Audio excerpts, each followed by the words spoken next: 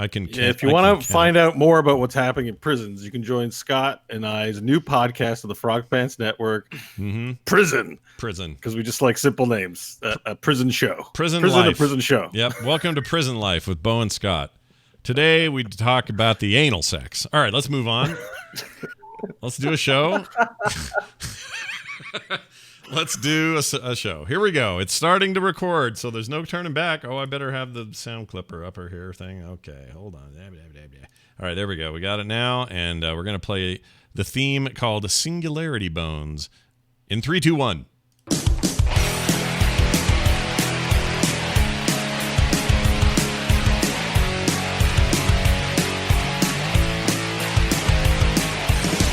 Hello, everyone. Welcome to Core. This is Core episode 234. It's September 1st, 2nd. It's the 2nd, 2020. It's the fall time. It's weird and cool here. I just had two of John's people, not your people, but people of Arizona, of the Phoenix area, up here at the house for a couple of days. We're doing some family stuff, and they were commenting how cold it seemed. And I'm like, dude, it's still like 102 here. And they were wearing like a sweater. So what's that about? Yeah, 102 is refreshing. That's us when we're like, oh, the fall is coming. Like, it's been really bad. We've set records for like the past 3 months here. Yeah, you were and pushing we've barely seen a drop of rain on top of it. Pushing so like probably 120 or 115. Weather, yeah. clouds. Yeah, I don't know how you do it. It seems impossible. It's not human what you do. Air conditioning. Oh. That's But what if your air conditioner died? Then what? What do you do then? Then what? You see a lot of really crabby people, and you impose on family immediately. You're like, guys, I'm coming over. Oh my gosh! It's almost like you'd have to because you're gonna die in that heat. So I'll wear a mask, and you're just gonna see me in my underwear, and you're just gonna have to deal with it. Well, that's John, of course. Bo Schwartz also joining us. Never has temperatures that high, but can get them the opposite just as low, I suppose. Wait, what does that mean? It gets cold here. Yeah, you get sub-zero, right? You get down in the I don't know.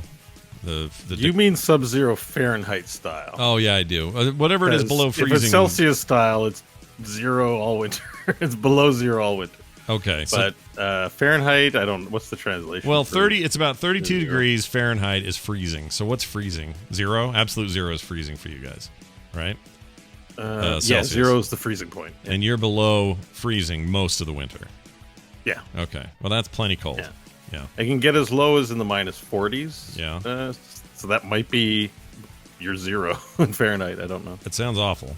And then again, I have some of that myself coming. So anyway, fall is here. 103. Pretty good. May we all live through this summer. Okay. It's good to be here. We got a lot to talk about. Actually, we don't have a ton to talk about, but enough interesting stuff to talk about that we can call it a show. So let's do it. Well, as often is the truth on Wednesdays, there are a few stories that dropped from the trees of video game life. One of them was Nvidia. Yesterday or today? I've got my days all mixed up. I think it was yesterday. It was not today. Okay. So I'm thinking yesterday. Yesterday, because, I don't know, my life's been weird the last 7 days. But yesterday, they announced and showed off the new Series 30 video cards. So last year, you had the Series 20, 2080s. 2080 TXs, XIs, whatever they were called, the kind of high-end one. Some more entry-level stuff, 2070s, I think was the lower end. Looks a little like that this year, except here are the distinctions. You got the Nvidia 3070, $500. We'll talk more about why that seems kind of rad, actually, price-wise, and why it maybe is significant this particular year. In the middle, you have your standard kind of mainline card, which is the 3080. And that one is $700, $699. Oh, I like it. Sorry, my daughter's walked in and got a haircut. I thought you were just commenting on the 3080. You were like, I like it. No, just on her cool new hair. I like it. It looks nice. What? Oh, they're walking the baby and the dog. They'll be back. Sorry. It's crazy around here. So anyways, and then on the high end, you have the 3090, which is kind of not replacement, but kind of the TX or the TI. Sorry, I keep saying TX. The TI kind of card. It's the high end one, and for a lot of reasons, including it's huge. But that thing's $1,500. All right, but it'll do 8K, 60 frames per second, whole bunch of other cool stuff, which we can get into. It depends on how, I don't know how detailed we want to get, but basically this is where I think this is all kind of interesting this year in particular. We have 2 new consoles coming out. Still don't have dates or prices, by the way, which is weird. That's very weird this late in the game. Anyway, whoever's going to blink first, we're going to find out, and then we'll kind of have an idea. But we all think these consoles are going to be somewhere in the $599, $700 range, somewhere in that range. And maybe less for the digital version, more for the ones with optical discs. Microsoft hasn't even really confirmed the second S series, which may be digital only anyway, blah, blah, blah. We don't know any of the details on that, but basically some pretty capable consoles coming that can do a whole lot of stuff with their GPU. These GPUs immediately supersede those in terms of capability, and the entry-level one is only $500. Now, you might say, well, that's still too expensive for a video card. And I understand. This isn't going to be for everybody. But as somebody who is excited about the fact that we're finally getting to the place where this RTX technology / ray tracing stuff is actually going to happen now, and it's going to happen because console development has it built in with these new consoles. PC development has increased use of the technology. Games cross over all the time, get released on both platforms. We are now entering a time where you're going to start to see those fidelity jumps kind of across the board. And as a PC gamer, I think that 3070 looks really attractive. Personally. It does. It outperforms the 2080 Ti by a large margin still. Yeah. And that's a pretty significant leap to be able to say, hey, here's this, $1,200 card, and now here's a $500 low-end new one that's going to outperform it by a significant sum. Yeah. Is there any significant increase to the power draw? Yes. Power supply needed. Well, for the $1,500 one, you need an 800-watt power supply. Jesus Christ. I know. It's a monster. Let's see if I can find the other two. The other two may not be as staggering. Okay, they didn't make a big deal out of it, so I don't think it's that bad. Well, it's the kind of thing you wouldn't want to or you wouldn't want to put too much sunlight on because people get freaked out about, having to upgrade other parts of their systems. For example, the high-end one, the 3090, has these massive fans, some kind of weird silencer technology that's going to make it not sound like a jet plane taking off, and it needs 3 PCI slots. I don't know if that's just worth of space or they're all going to... Big as a man. Yeah, it's big. It's big huge. It's really, really big, which is I don't know. I guess it's par for the course, right? These are always a little big when they get released, and we're always a little bit shocked about how big they're getting, but that $1,500 one is a freaking monster. Let's see. I'm going to read you what that thing's got. They had it says there was a lot of assumption, and apparently this is confirmed with some of the stuff they gave the press. But their top tier graphics cards have done really well. The Titan RTX is their current mega card, and that thing sold really well. And it's not just for gamers either. That thing's used for all sorts of stuff. So this 3090, $1,499. Let's see. It says it will be. I got it. It's it requires the 3090 requires 350 watts for the graphics card. Just for the card. The 3080 is 320. Yeah. And the other one is 220. 220. So 220 would I think I'd just work in mine. That's graphics card power. The overall system power, the requirements are 750 for both of the high-end models and 650 for the low end. For the low end, and what was the other one? And it's 2 slots for PCI card slots for the low end and 3 for the high end. 3 for the high, yeah. Middle and low end both 2. It looks like. So this big expensive card, which some people are going to want because they're crazy, and that's fine. Be crazy as you want to be, whatever you can afford. But this thing's going to offer 50% more speed and performance compared to the RTX Titan. It has 24 gigabyte of GDDR6X memory. That's really fast memory, fastest there is. It's mind-boggling in terms of price and power, not only totally off the table, but those building mega machines. Nvidia is referring to this card as a BF GPU. They say that's short for Big Ferocious GPU. Sure. Right. Yeah. No, there's no swear words there or anything. Mm-hmm. Sure. Right? You believe that? I don't believe that. Anyway, let's see. I'm sticking around. Okay. As a result, the 3070, 3080, and obscene 3090 all look to be shoe-ins for best graphic cards lists everywhere, and their release will be over the next couple of months. So these are coming out soon. Honestly, the only one that really jumps out to me is the 3070. The other two feel like overkill to me for the price, but also for whatever jump I would get from the 2080 I have now. Well, there's another aspect to it. What's that? The benefits is the cards are no longer just used for graphics.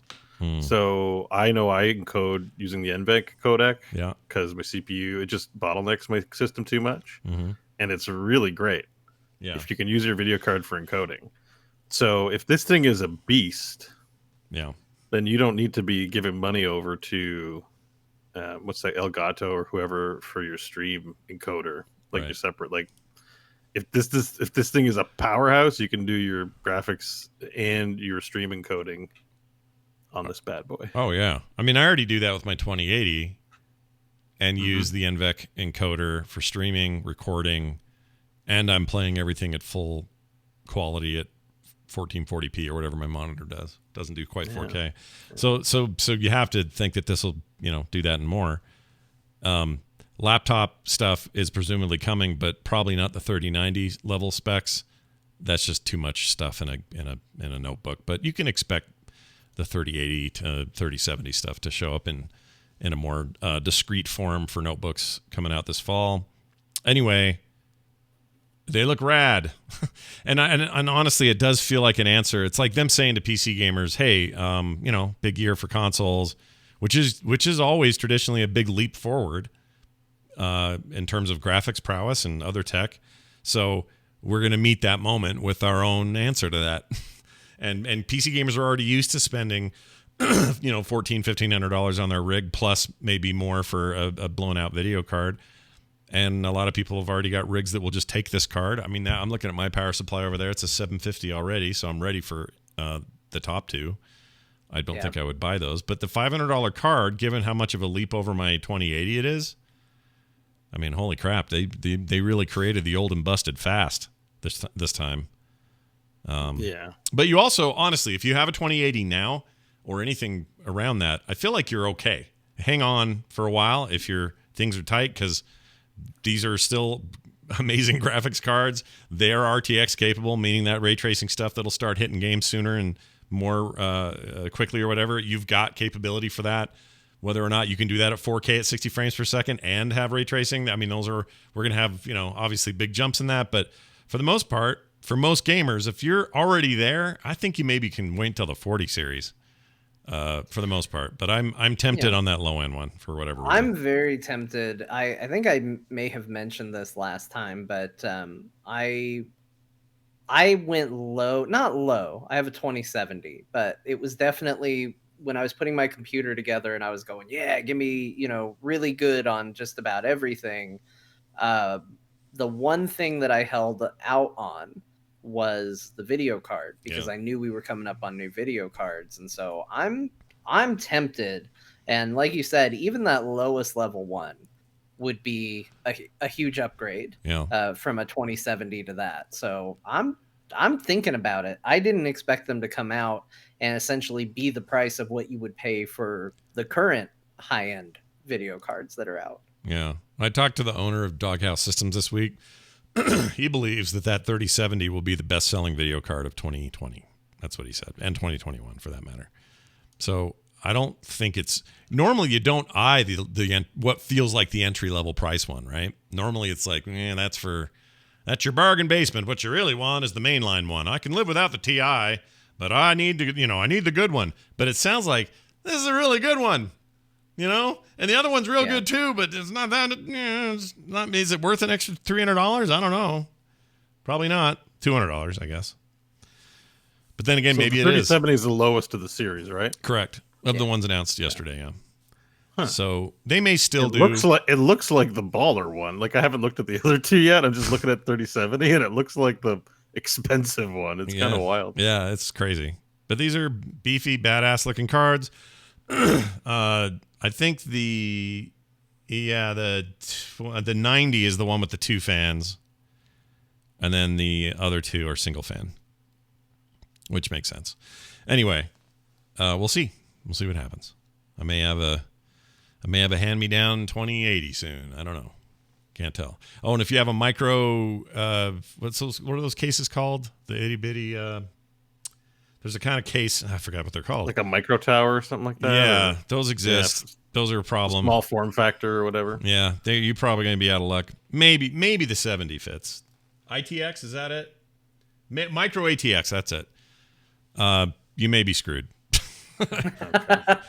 I don't know. Also, this is only the first-party stuff, and this doesn't count any of the OEM versions of the cards that come out, too. So all of the other manufacturers that are all putting the name on it and building their own cards, that hasn't happened yet.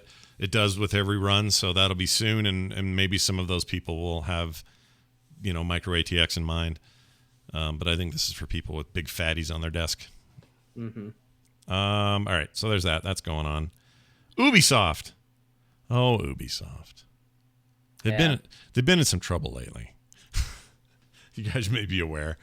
Even more recent trouble. They did that. There's a big controversy about them including some Black Lives Matter imagery in their upcoming Tom Clancy game, and it's all really tone-deaf stuff, and they're apologizing again. But it's like as if they didn't have anything else. But they're finally talking about gods and monsters again. Oh, yeah. They changed the name, though, to Immortals, Phoenix Rising. So I assume Marcus Phoenix, finally, back from the dead. Marcus Phoenix, Gears of War's Marcus Phoenix in Immortals, Marcus Phoenix Rising. Right, John? He's gonna wear a Greek-style do-rag on his head. Oh, good. Finally. No, other than that, is it just the name? Or we got something else? There's some speculation that the game is going to be reworked from what it had kind of appeared to be previously. One thing, here's the thing. I don't want to throw too much shade right now because we don't know. They're at their next event. They're expected to show what it's actually going to be. Mm-hmm. But there have been a couple screenshots of what the new game is going to look like. Yeah. And Scott, unsurprisingly, this sounds like maybe the most Ubisoft thing. Gods and Monsters seem to feature a female protagonist, and you'll never guess, Phoenix Rising seems to feature a male protagonist. Weird. So they're continuing their wonderful trend of just going like, let's change this. But we don't know. So Gods and Monsters was going to be Greek mythology. It was going to be kind of a Legend of Zelda. What was the name of the that's very Breath of the Wild looking, yeah. Yeah, Breath of the Wild seemed to be what it was drawing inspiration from. They believe that this is going to be kind of a rework of that and a shift in focus. The Phoenix is apparently the name of the main character. I don't know. Honestly, Gods and Monsters might not have been the greatest name, but I think Immortals Phoenix Rising is worse. Yeah. I don't want another colon name, I'm tired of those. Give me something cool. It's a bad name. It's a pretty bad name. But they're whatever. If the game looked really cool when they first showed it. I need to see more now to see what's changed besides the name. But there was also some criticism back then where people are like, that looks too much like Breath of the Wild. You cheaters, you rip-off artists. There was a lot of that. Maybe they're responding to some of that. I don't know. I mean, it kind of does. You look at it and it's like, oh, there's a little Link-looking dude. Kind of. I'm okay with that. I'd like to play a Breath of the Wild style game on my PC instead of the Switch. Yeah. Hell, I'd play. Well, I don't know if anyone's done it yet, but I'd play Breath of the Wild on the PC now if they could figure out a way to do it. It's probably some hack version. I wouldn't argue with more Greek mythology. They did so good with Assassin's Creed Odyssey. They could do more. Yeah, I tend to agree. Also, got a deal it's free. Somebody gave me a code for the complete Titan. What's it called?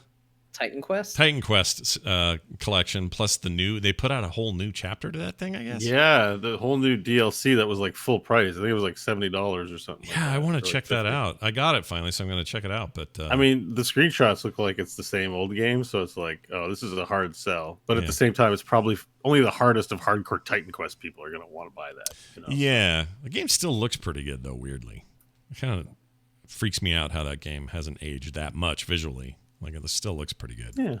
Came out in like 06 or something like that.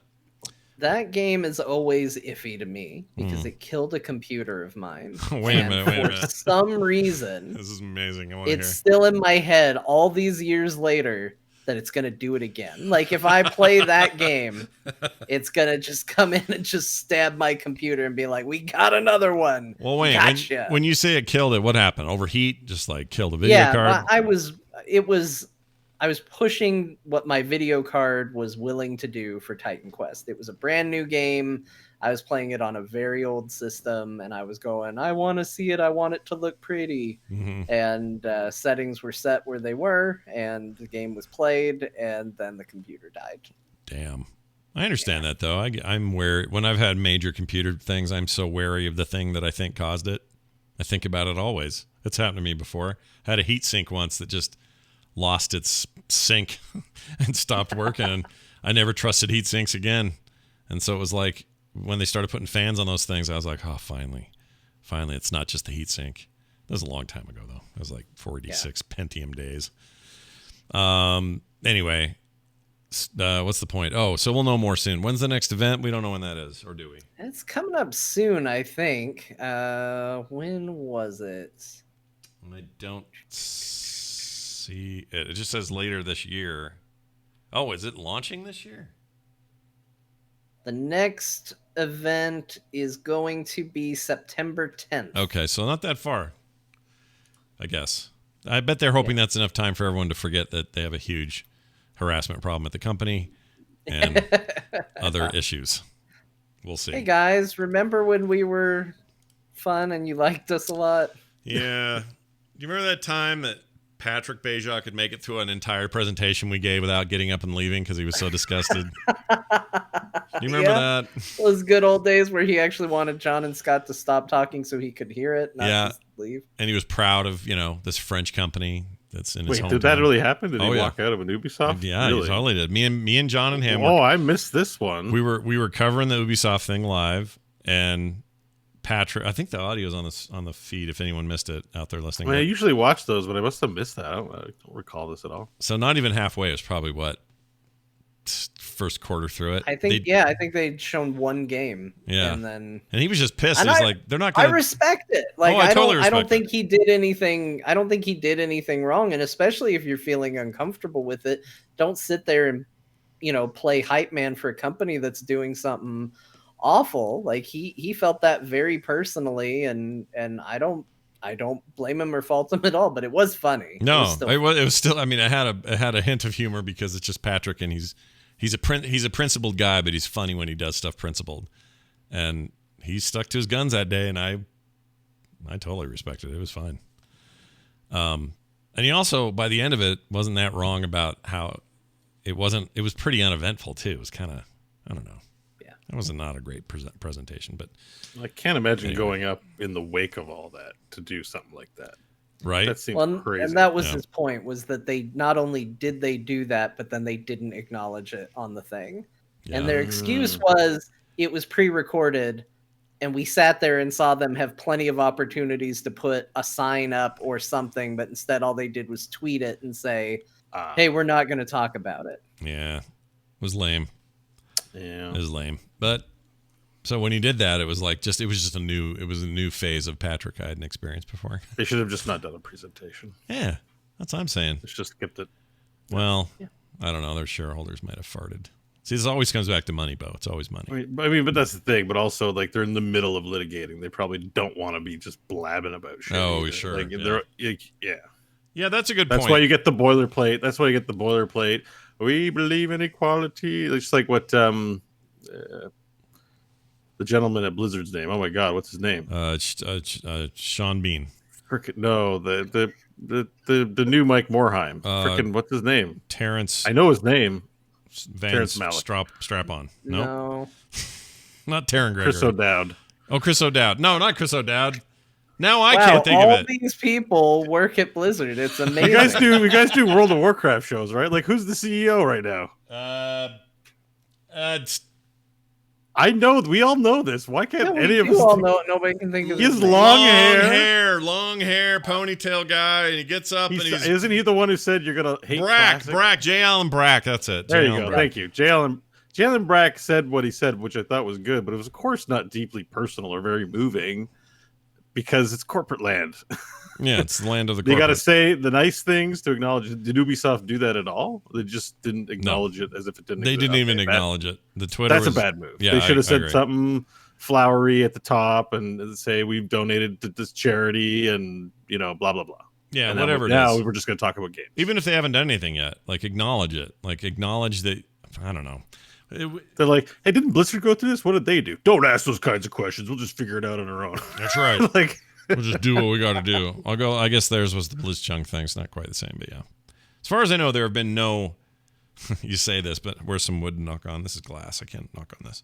But Blizzard hasn't had any major harassment controversies. It doesn't matter if it's real or not. It's real or perceived. If the people believe it, it doesn't matter if it's not true or not inside, because you keep the closed walled garden. So you can't really let people know what really goes on behind there. But if they have an idea... you need to dispel it, even if it isn't true.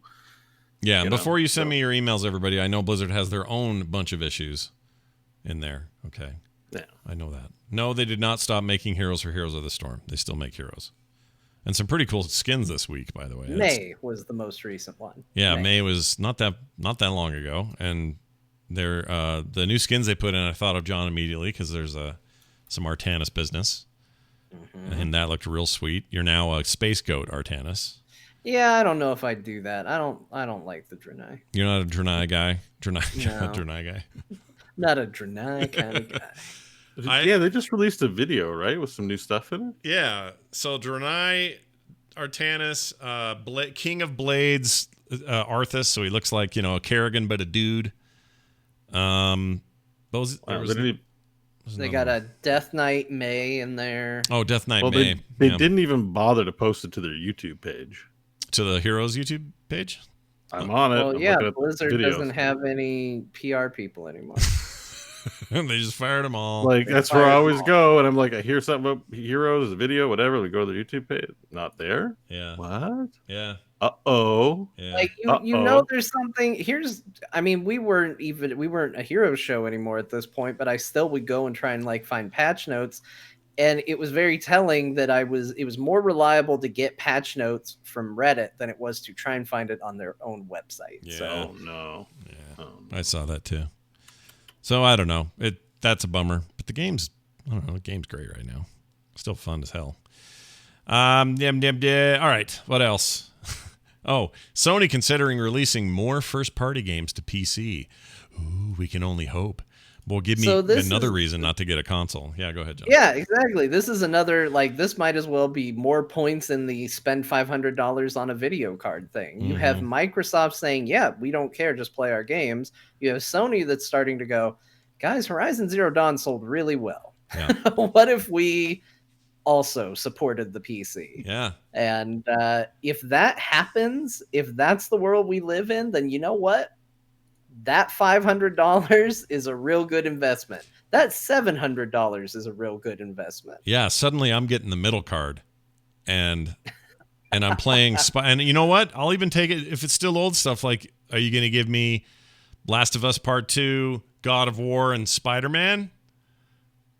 Dude, those are amazing games. I'll play those now. Let's go. Let's do this, and let's come up with it. You want to do a service like Game Pass? I'll pay 2 different companies $5 a month for PC passes.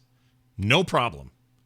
Heck yeah. No problem. And the other thing is, Horizon Zero Dawn sold a ton on PC. It also launched kind of bad. They had tech issues. It's okay now. Things are patched. It's all good. But for a few days there, things were a little rough, and they were, dealing with some review bombs and stuff. But even then, the sales on that were through the roof. So Sony, freaking put your wiener in the socket and hold on tight. I don't want Microsoft to necessarily know this, so Microsoft, plug your ears. Yeah. But honestly, I think Game Pass would still be worth it if it was $15 a month. Yeah, don't tell them the amount of money I'm saving by not buying the games I'm tempted to buy because of Game Pass, $15 a month, I'd still feel like I was ripping them Totally off. Agree. So, especially this Sony week. wants to do one. Yeah. I'm in. This week in particular, when we get to games we're playing, you're gonna hear a Game Pass only litany of games from me this week, and I'm getting so much value out of it. So yeah, John's right, but also don't listen to him. Don't change it. Keep it. Yeah, don't do that. I mean, I think their whole point is like, hey, you want extra stuff, cool stuff, get the Ultimate. That is $15 a month. And there have been times where I've been like, yeah, I probably should get that because there's other benefits, even on the PC side, like some DLC and some other stuff. And then I don't, and then I do, and then I cancel, and I come back. And I just like the flexibility. So thank you, Microsoft. And Sony, if you end up doing more stuff, we'll play all that shit. No problem. Check this out. I don't know if you guys knew about this. I just learned about it today. I wanted to share it. Sony is exploring not Sony. Sorry. The Witcher has a Pokemon Go-like game coming out called Monster Slayer.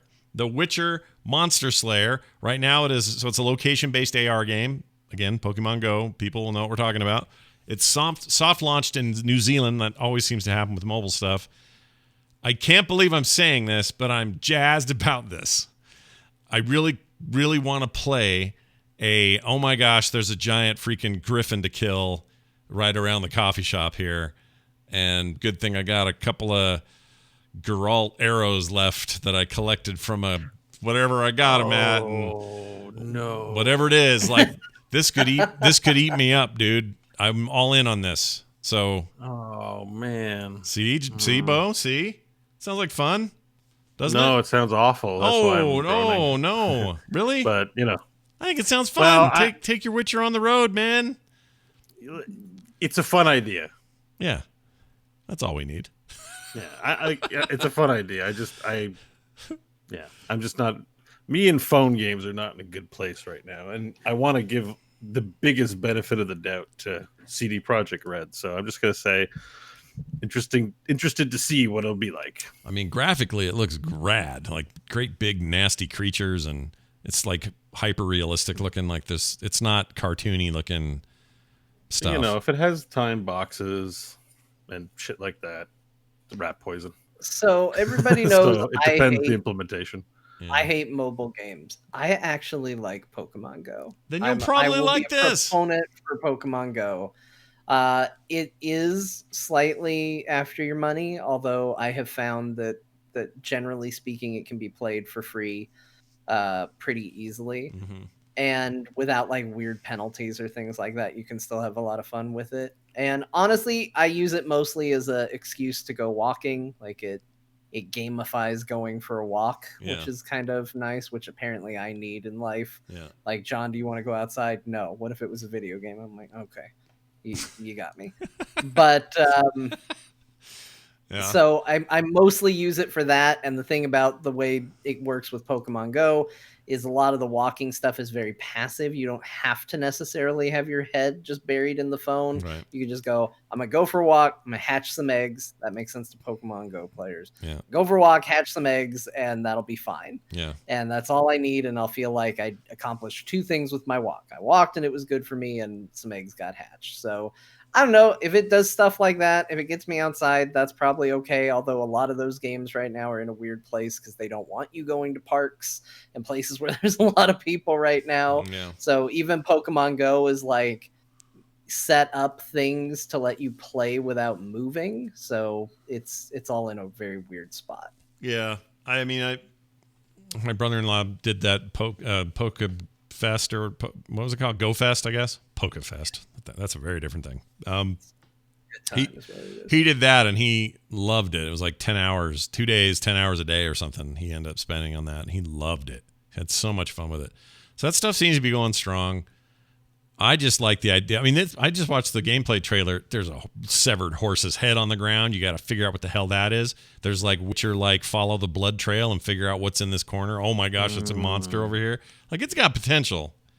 What if you follow a trail and it takes you to a pile of violent homeless people in an underpass where you found the real monsters? That's when you need to break out the Axie and either talk them down or... Yeah, it's me going, Axie, and they're like, shut up.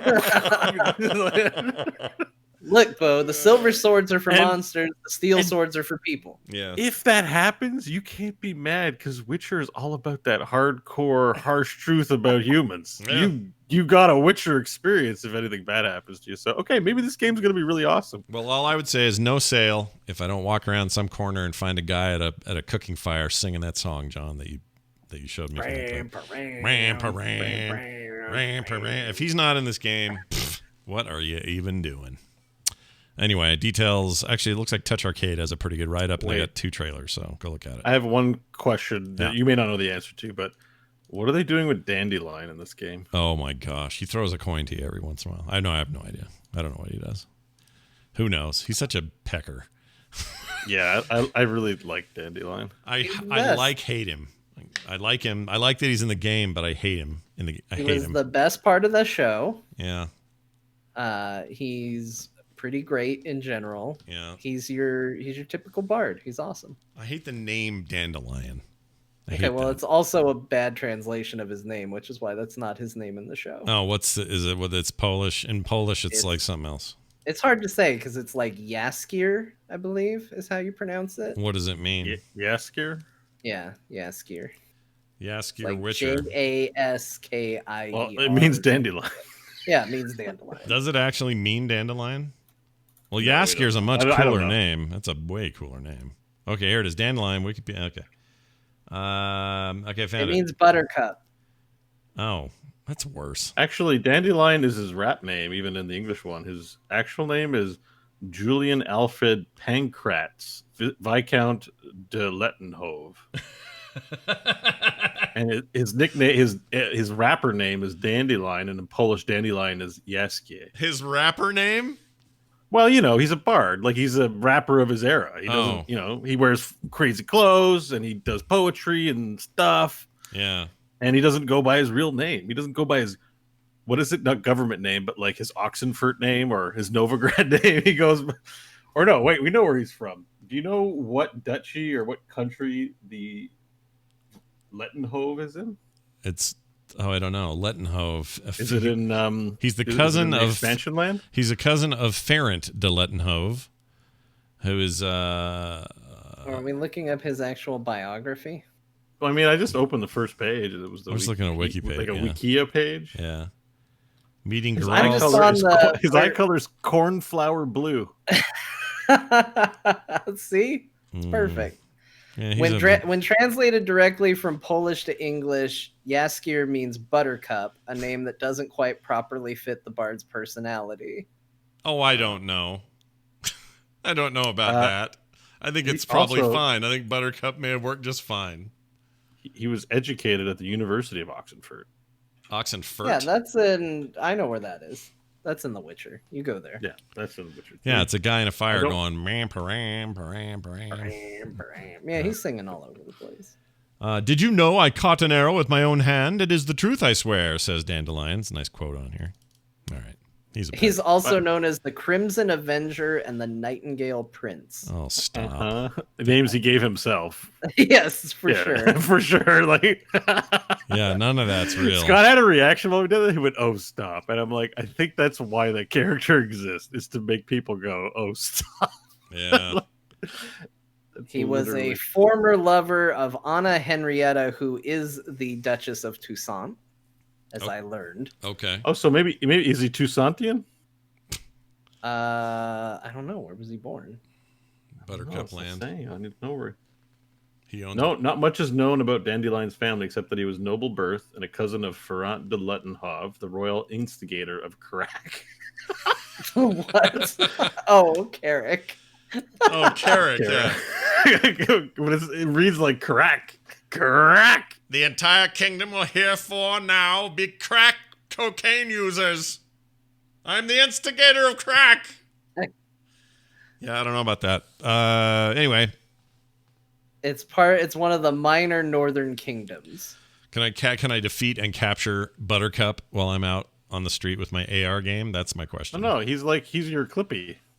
She's my. When you're like, oh, how do I do this thing? He's like, hello, Witcher. He's a little guitar going, go left and find the thing. Loodle-loodle-loodle-loo. Garrett, now that I've said it, I'm pretty sure that's what it is. I'm like, who else would it be? Yeah. I guess it would be what's that other guy's name? Vesemir? Vesemir. Probably more likely to be Vesemir or Siri. For your tutorial? Yeah. Yeah, for your buddy, but maybe you can unlock different ones. So Dandelion would be one of them. What about one of those witches that you have to, that one quest? Those gross witches. Oh, have one of them do gross it. witches. Yeah, the really nasty ones. What was they were like all haggardy and looking. The crones of Crookback Bog. Yeah. Oh, you're talking about actual witches. I think you said witchers. No, like the crone ladies. One of those ladies. Just you need that smart ass guy. I grew to like him. I hated him at first, but that's the smart ass guy who go to the cave with to. Oh, Lambert. Yeah, that's I kind of like Lambert too. Yeah, I hated him at first, and then when we got drunk together, I was like, "Oh, I like this guy." Yeah, yeah. Well, you have a real touching moment when you get drunk with him, where he's just like, "Geralt, sometimes you can be a real bastard, but I'd do anything for you, man." Yeah, It's great. Yeah. That drinking night was funny. I liked it. Oh, Yennefer was pissed at us though. I remember she was mad. Mm-hmm. She's always mad. I mad. finally did it. Apparently on my first playthrough, I went to bed early, and I did not go all the way to wearing Yennefer's clothes. No, I think I'm the only one that managed that one. I did on this playthrough though, and it was worthwhile. Although Geralt doesn't get as dressed up as everybody else. He just puts Lambert's really into it for sure. The other guy. Yeah. Lambert really likes dressing as ladies. You're saying, all right, that's fine. It was his idea. Well, if you live in New Zealand, good luck. If you don't, you could VPN and use it and let us know what you think of The Witcher. What's it called? It has a name. The Witcher Monster Slayer. That's what it's called. Okay, finally, Bo, you have some video game adjacent thoughts. Right? Yeah. So basically, usually we do a roundtable of games, and I'm usually up last. So I think it'll probably just count for that as we talk about this. All right. If that makes sense. Yeah. But we were talking before the show for people who don't subscribe to us on Patreon and get the bonuses. We were talking about Dead Cells. Yeah. And my playthrough this week, and we said, "Oh, we'll save it for everyone." So basically, to resume that conversation, is in the past few weeks I've been like taking space from video games, right? Yeah. Been on the show, but I have definitely, as Scott put it, did you fall off the wagon? Because I played a shit ton of Dead Cells. When you say shit ton, give us the time. How much time do you think you put in there? I don't know. Let me just check Steam real quick. I know the one streaming show that I went back just to see how tired he was at the end was 8 hours long. 8 hours? Yeah, that seems like the wagon. You're not just off the wagon. The wagon's in town waiting for you or something. So I've made a decision to distance myself from games, and I have a very uncomfortable relationship with them. But they're always a temptation. And I started playing Dead Cells to play a little bit, and then next thing you know, I'm like, all I want to do is play Dead Cells. Yeah. And I indulged myself in it. Now, the good news about this is that one of my problems with video games is I play them for too long. I have a hard time switching away from them, like saying it's time to stop. Yeah. Clearly. I mean, Overwatch beta weekend. I don't know if you guys remember, but I played 36 hours straight. Oh, yeah. I remember that. You out-leveled everybody. Yeah, we all were like, wait a minute, isn't he lapping the level system already? It's only been a weekend? That was crazy. Yeah. I mean, I was just having a good time. It was a limited time. I really wanted to play. And at that time, I was being much less mindful about what I'm doing. I understand. But, it's still a thing. And part of playing Dead Cells this past week was to go through the experience of it, to observe my behavior. I haven't really expressed this very much publicly, but I've been going through some personal mental health issues. Sure. And among them are addictions. I'm a cigarette smoker, and I'm examining my addictive patterns when it comes to eating, the things I choose to eat, how I get to eating more sugary foods. As it turns out, I'm just a massive dopamine addict. Just for a lot of different things. And without going into an entire neuroscience lesson, I have been doing nothing these past 2 months but watching psychology and neuroscience videos, exploring all the issues that affect me in a very in-depth, intense way that isn't actually studying for a degree. Sure. But, You probably you got enough stuff from the last 2 months. It feels like you could almost get an honorary degree from somewhere. But yeah, I mean, yeah, like on particular subjects, I know all this. I know a lot of surface level stuff and all that. Right. So, anyways, have I fallen off the wagon? Well, I mean, yes, so what's the time on the thing? What's time played? Did you look at it? Oh, sorry, Steam is still booting up. Oh, never mind that. I might have even forgotten. So for everyone's benefit, a number of listeners have reached out and said, "Oh, we appreciate you talking about it." So I'm gonna mention it very briefly here, but I definitely have the addiction issues that I've talked about with various kinds. I had been speaking with a counselor about anxiety, and she gave me a clinical opinion on anxiety. I still, of course, it's not a diagnosis, but I've been dealing with that. In addition, due to hereditary probabilities based on what's also going on with the rest of my family, there is a probability, a high degree of probability, that I have ADHD, which is an attention, they call it attention deficit disorder, but it's really attention dysregulation, and it's fundamentally tied to the reward system, the very thing that's why people with ADHD are way more likely to have addiction, stuff like that. Right. The other thing that may be coming up too, that I have to explore and look into, because there's merit to it, and I've been looking into it, is I may be affected in some way on the autistic spectrum, and both of these things are, they're not life-ending, but they're pretty serious, and things that may have been going right suddenly have these explanations that fit, and that after a period of time still seem to fit. So I'm very confused about my relationship with video games at this point, because the ADHD material, like one of the books I read, says I shouldn't be on a screen for more than 30 minutes a day. And like, even for my job, I work on it. Yeah. And there is scientific material. There's studies going on about the effective prolonged use of screens on the human mind and how it affects people. Not just video games, but movies, television, binge watching, all of that stuff. And it turns out if your eyes are your brain and you're shooting a particular kind of light into it, it's not much different than put a chemical into your bloodstream so that it would change your brain.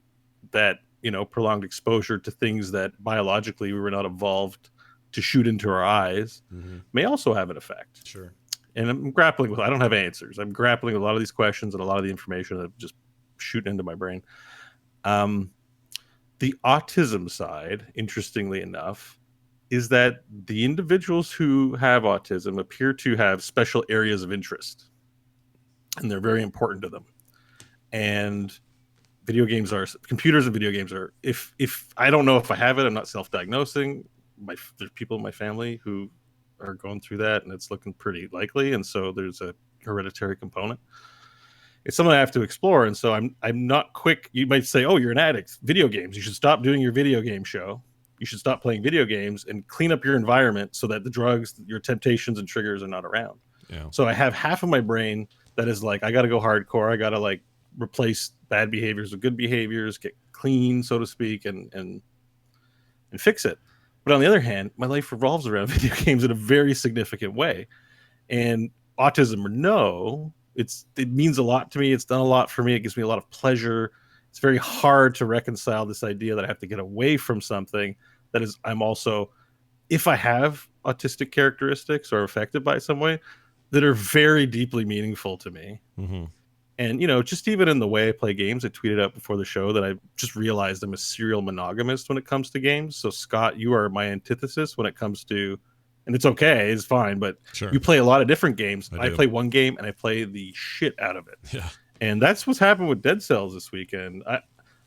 Steam's taking time to come up. I'm concentrating on what I'm saying, so I can't really do this at the same time. But essentially, I think I've put in past 2 weeks probably 40 to 80 hours, somewhere in that range. Damn. On a little indie game, cost $10, massively ticks all my boxes. It's like Doom Eternal. The game gets harder as the difficulties progress. You unlock shit. It's moment-to-moment action. It's not stressful in the way that Doom is. You can take breaks between levels. It's really good. And I'm on the second tier. Like, I'm on the third tier of difficulty, of 5 total that I'm aware of anyways. And it's getting really hard. And I've seen some video of the 5 tiers. and there's new enemies in the 5th tier of difficulty. And I'm like, oh man, I can't wait to fight those scary looking dudes in the first level that aren't there in the earlier difficulty. So it really ticks a lot of boxes for me, and I let myself enjoy this game for prolonged periods. And the good news is I'm not staying up late playing them. So now my addiction looks more like it's 10 in the morning and I'm starting to play. But the Friday night that John's talking about was definitely way later than my new bedtime, which is between 10 and midnight. I just, it's Friday. I just felt like playing video games and I just did it. But I cleaned it up after and didn't stay up late like that again. So hopefully this isn't too heavy or bringing people down, but I'm grappling with a lot. And if you're listening to the show and you're like, does this guy hate video games or something like that? It's like, no. Well, I don't. People haven't. We get a lot of feedback about this particular aspect since it started coming up, and people have been super positive about it. Like they like the perspective, the point of view, the kind of back the camera up a little bit and look at what games are and what they are for us from a perspective that isn't just, dude, that game's cool, can't wait till it comes out, and then move on to the next thing. Like it's been a nice exploration, and you being willing to sort of share that, it's a vulnerable thing to do. Like I have huge respect for it. I think we all do it to some degree too. I think everybody has that moment where they sit back and they go, is this too much? Like, and for a lot of people, I think it's quiet. Maybe it's a thought they have every now and then. I mean, you can sit there and you can say, do I do this too much? If I didn't do this, could I be doing something different? Is this actually having a negative impact on me? You can have all those thoughts and still be the biggest proponent on earth for video games don't harm people. Yeah. Like, it doesn't have to be one in the same. You don't have to get into a debate of what is the nature of video games. You can just look at yourself and say, hey, yesterday I swore up and down I was going to clean up the living room. Yeah. And I didn't do it because instead I played Witcher 3, and you can sit there and go, was that a smart decision? Am I too into this because of it? And even on a small scale like that, I think everybody has those moments where they go, is this hobby, is this thing that I love causing problems? And is it something that needs to be addressed? And I think a lot of people have a hard time when somebody tells them that it is. I think that's why you see so many people get just up in arms and they get out the torches and the pitchforks as soon as somebody's like, video games are a problem. And people are like, don't come after my hobby. Don't, stay away. But I think when we hear about other people, because I know it was my case, Bo, when I heard your story, I think when they hear about somebody who's going through that on a personal level, they compare that to themselves and they go, man, yeah, that's like me. And they can find comfort in it, in that, one, they're not alone, and two, sometimes they can find inspiration and motivation in it on, look at this guy, he's figuring it out, I can figure it out too. Yeah. So It's made me, I think it's good. And to me, what you say doesn't read as he hates video games. To me, it's, this guy loves video games and he's trying to find the best way that love fits into his life and what he needs. I would totally agree. That's how it comes across, and I think that's helpful for listeners who are either in the same boat or just want to understand this stuff more. I mean, it's made me do my own sort of personal introspection. I've got questions about why I like such a huge variety of games and why there are times where I get kind of choice paralysis about which kind of dopamine hit I want today. You know what I mean? Like, I can't decide. Do I want to play a roguelike? Do I want to get into an RPG? Should I keep 100%ing Mad Max? Should I go back to this new thing that I found on the deal? Like, that's a little weird too, and a little ADD in its own way. And this other thing happened. I watched this series on Netflix called Love on the Spectrum, which is mostly about autistic young people, early 20s, in Australia, trying to gain the skills, learn the skills, and sort of navigate personal relationships and navigate social norms and that sort of thing. And they call it a spectrum for a reason. It's a huge spectrum. There's, a billion places within the spectrum that people might exhibit their autism in this particular case. And the one thing that really threw me, and didn't throw me, but it just stuck out for me in all 6 episodes or whatever it was every single person that they showcased on this thing. And there were a lot of them, including some incidental people they just dated once, and that's all you ever saw of them in the show, was this one date or whatever, or this one encounter. All of them love video games. Every single one of them. Like, there wasn't one that didn't say, oh, I love video games. One girl brought her Switch to dinner so they could play Smash Brothers before the hibachi guy came out and started flipping meat around. They had, they were talking about what kinds of games they like to play, and do you like anime more than video games? Do you like video games more than anime? So there's always anime and video games, these two things, which are pretty universally, there's a huge audience for both, obviously. But in this case, there was like a hyper focus and devotion to those two hobbies within this space that really struck me. By the way, that documentary is awesome and people should watch it. It was one of the most heartening things I've seen in a year. It's just a wonderful, wonderful docuseries. And it's on Netflix and it's very, very good. But anyway, so I like exploring this stuff. I like double thinking what we sort of take for granted, or what we think, our relationship. We're used to being demonized. I mean, when we were coming up too, gamers have been demonized. Like, now we don't mind because we love peace and love, but like everyone gets to be a gamer now, you know. And 20 years ago, I had to hide gaming from my cool friends who didn't understand it. You know what I mean? Like, I say cool in parentheses, just the people who were too cool to like want to be involved in nerd stuff. Sure. That I was, in high school and stuff. So it's interesting to see that development, but there's this connecting thing, is that it gives people pleasure. Games, at the end of the day, if you get past your want to discriminate against it, it gives everyone pleasure. And if you find some time to look up a lecture or a talk about the neuroscience of addiction, I mean, just put it on YouTube, and there's some good videos in there. Anything that gives you pleasure gives you the dopamine. Yeah. And your mechanism, the way that your brain is supposed to work with dopamine, is that you get reward on the way to doing something, and you get reward when you do it. And you need dopamine like you need food and water. You're your own lab rat, basically. Yeah. So when something feels good, like you were hungry and then you got motivated to go out and hunt, you get a bit of dopamine. And when you finally slay the beast, the monster hunter, or the monster, because you're the monster hunter, you get dopamine. And what your brain does with that is not benign. It says, oh, that was good, do it again. Remember that for later. So if you start doing something that makes you feel good every day, you get a drug addiction. You gamble every day. Anything that you get porn. Anything that you do that you start doing on a daily basis, and then start doing more and more and more and more, eventually it programs it into unconscious thought, like breathing, like your cognition, things you don't pay attention to. So your impulse with addictions is greater than your rational mind to control. And specifically with some of these things, it's a narrowing of focus. So if you've got to take your kid to school, but you really need heroin, you're probably just going to run out and get your heroin.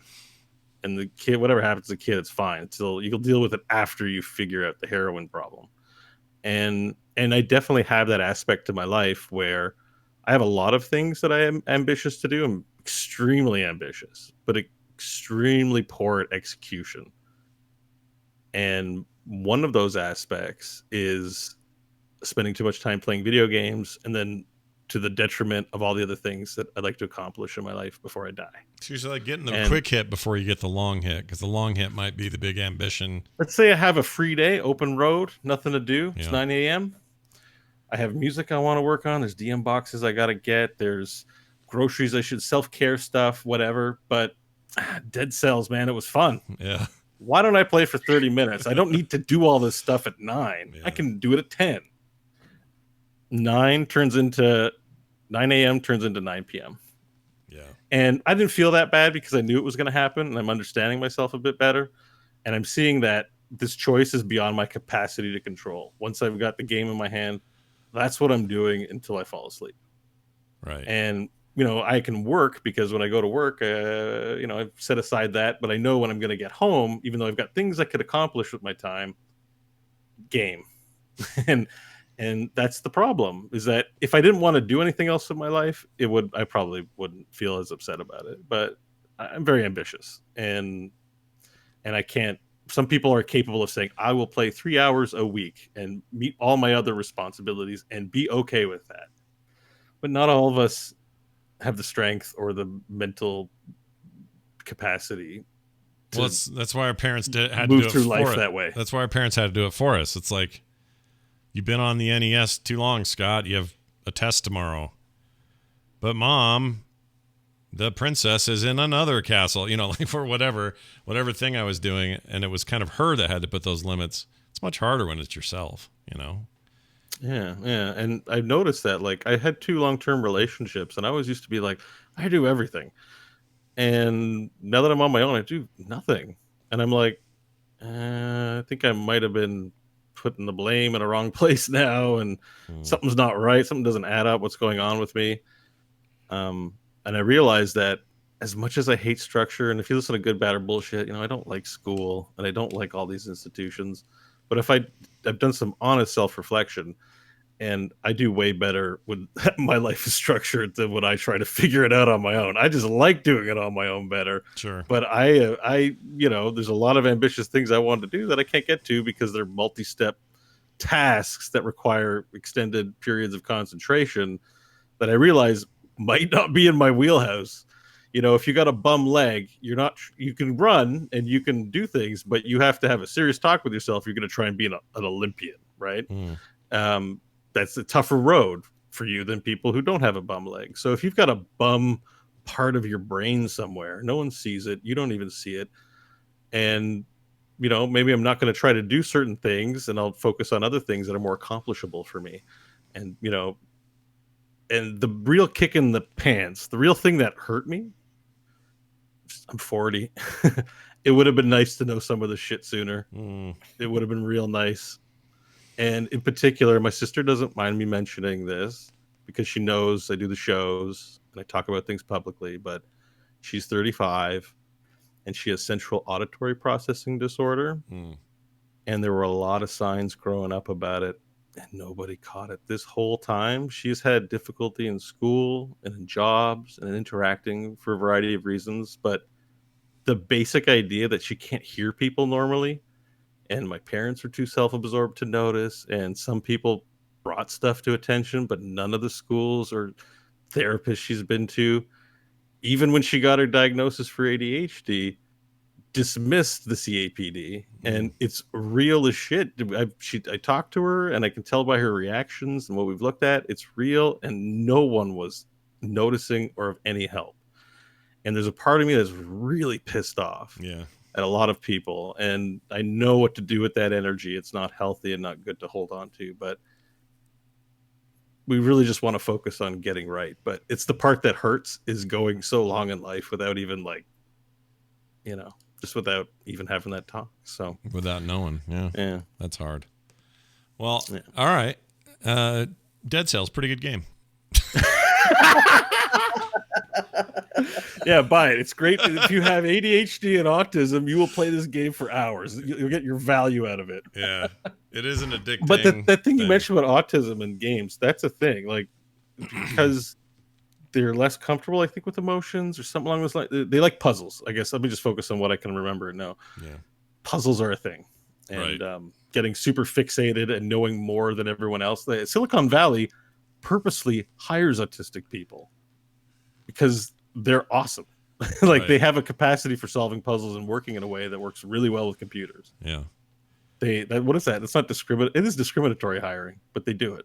They're also really, and this, I mean, obviously I'm making blanket statements here, and I'm also just fresh off of that miniseries, but I just wanted to hug all of them. They just have such, like, there's a sweetness and a kindness and a generosity to the people in that show, and to the people in my life who have autism in one form or another. And I've got a nephew and a niece, and oh yeah. Do you see any similarities at all with me in them? Like, I'm still exploring, so I know it's a live show. But well, that's what I was going to get at. Is I think you have. I think if you've got anything, it's very much on the whatever end of the spectrum that's not. It's not like an obvious thing.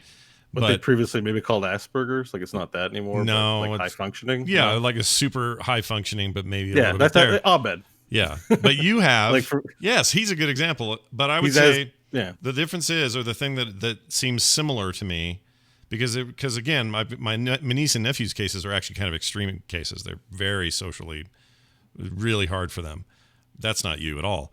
But they have a sort of big-heartedness, generosity thing that you definitely share.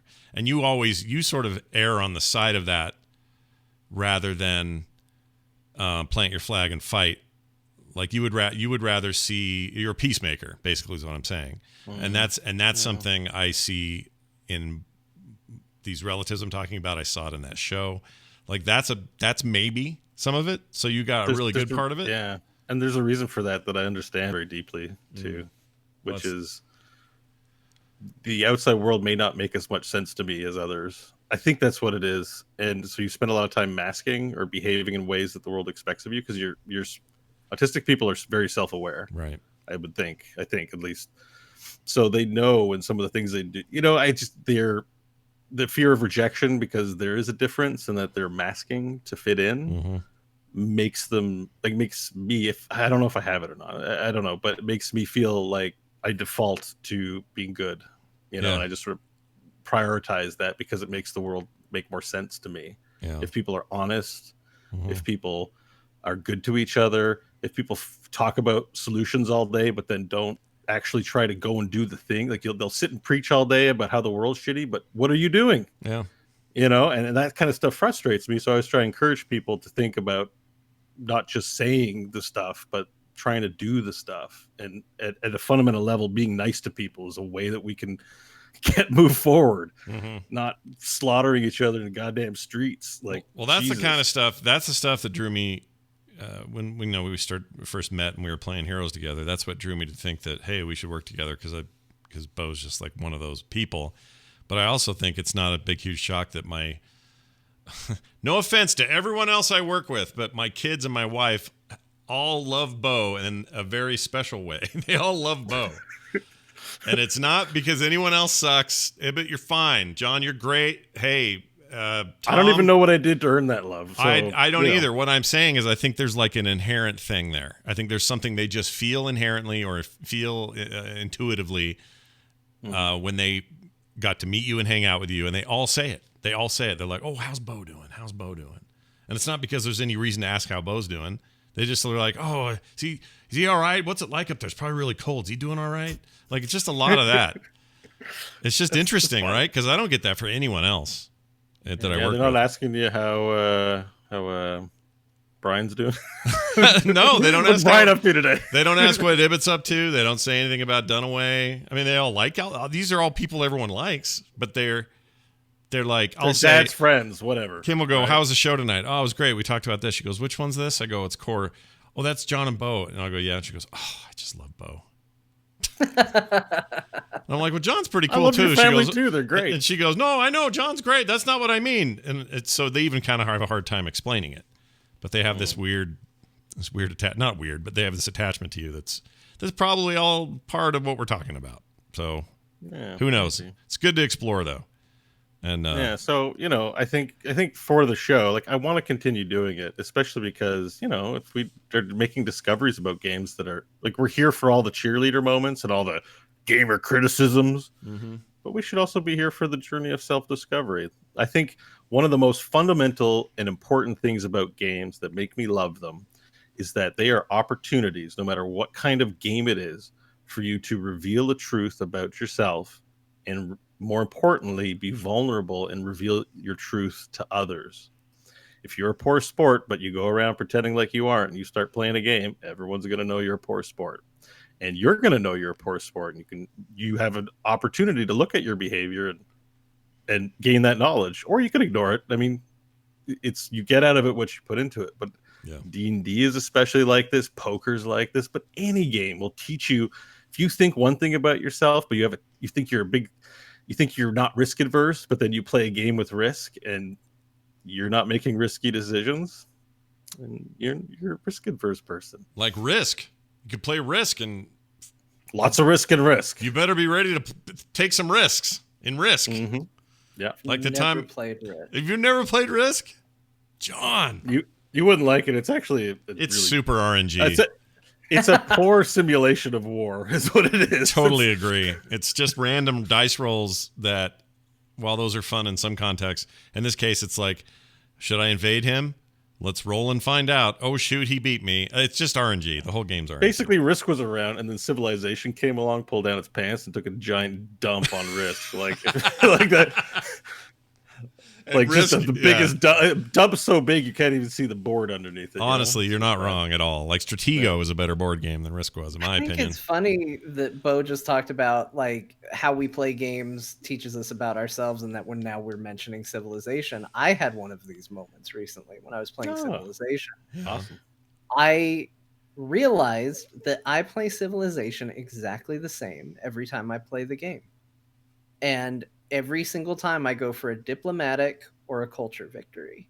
I never go for anything else. And my girlfriend started playing it, and I was like, oh, well, what are you doing? And she's like, I'm doing a conquest victory.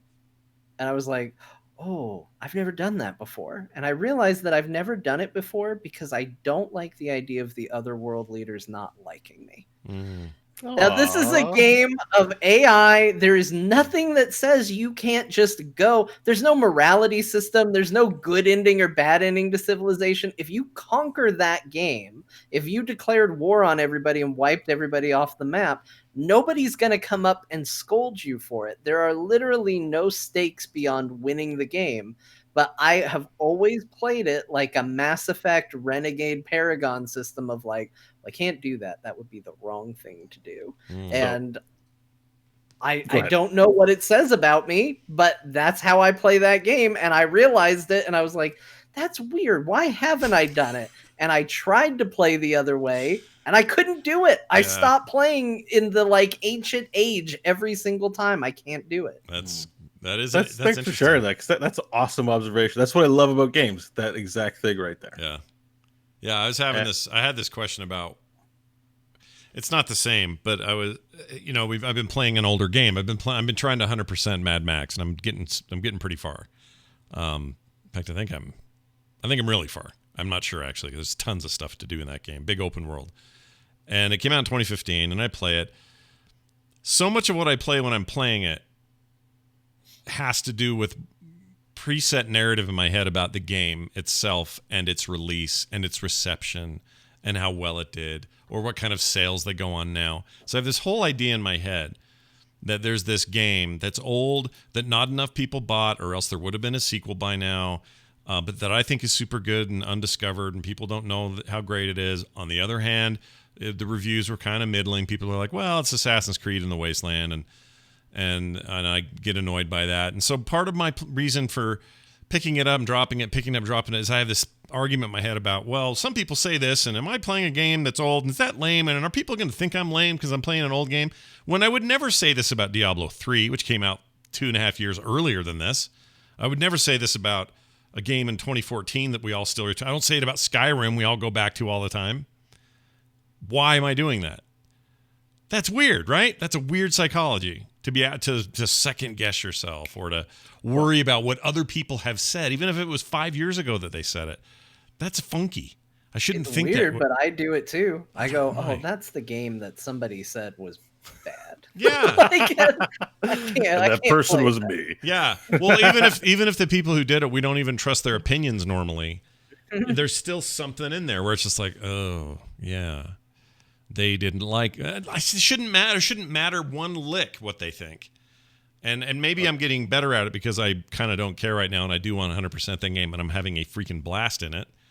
So it's less of a problem. But, when I first cranked it up a while back, I was like, or I'll see something depressing, like there's an online function in there that you can go check stuff and see other people's achievements and all that sort of thing. And it just isn't up. It doesn't work. So if you hit it, like WB Online, it just takes you and just spins forever and says no, whatever. So whatever server was doing that is no longer there. And I see that and just go, oh, this game. No one loves this game but me. And that's dumb. Let's just play it and just enjoy it and not think about it. I don't know why I do that. It's really annoying to me. And I've done it with many games, not just this. And sometimes it's newer games even. Sometimes I miss out on gems because I think, oh, someone said it was too anime, or someone said it was too whatever. you're not going to like it, Scott. It's too much this. And then I find out too late that I completely missed out. And it was a great game. Yeah. The world puts too much stock in reviews, to be honest with you, just for everything. Like, as if it's an important thing. You know, like, it's so important that comment sections have all these mini reviews. And it's a good service. I'm not criticizing it, but on the scale of what's important in life, your review of a thing is at the bottom. You know, it's very low. It's like, a good service, but you got to know how to use it. And I think so few people do. Like, people use reviews to validate opinion, not to learn anything about a product. Like, in theory, a review, right, is where you go to find out if a game's good or not. Right. And even that, I think, is wrong. I think the best thing you can do is you can find out what the person reviewing the game likes. Like, every time we talk about a game, and we say, this is what my opinion is of the game, we will almost always get some people going, oh, I felt exactly the same way. We will always get some people going, I can't believe this is what you thought about the game. You guys are so wrong. Yeah. Like, people's interests are never going to fully align. So the most valuable thing you can do, whether it's listening to this show or listening to other reviewers out there, is learn the people reviewing them and go, okay, where do I typically fall on their likes or dislikes? If you listen to this show and you go, Bo has a very unique perspective, the things he gets into and the things he likes really seem to gel with the things I enjoy, and Bo highly recommends a game, then you should probably listen to that. Like, there's probably some merit there. If you are constantly at odds with me going, I can't believe the things John says are good, he says my favorite games are crappy, and the things he likes I can't believe he even enjoys, and he's going to talk about The Last of Us 2 again, and he's a garbage person. Well, then don't listen to my review of things. Like, that's how the system works. I'm not offended by that. That's using a review for its purpose, is to say, hey, I understand what these people think, how they think, and what they like and what they don't like, and I understand how that relates to me. I'm going to make an informed decision. Yeah. If you just want to be in that cult of, hey, have my opinion validated because I've put some misguided importance on somebody who's a reviewer, that's a bad idea. You're just looking for trouble going down that road. That's crazy. Yeah. Because these people they're just people. Like, who cares what they think ultimately, whether or not they agree with you? Yeah. It doesn't matter. If it's just to validate yourself, be your own validation. This is a parking lot where you can validate your own parking. Don't go validate your own parking. I love that idea. I'd love to validate my own parking. That's a good metaphor. Because I hate going into a place and going, all right, I bought a candy bar. Can you please freaking validate my parking? I hate that.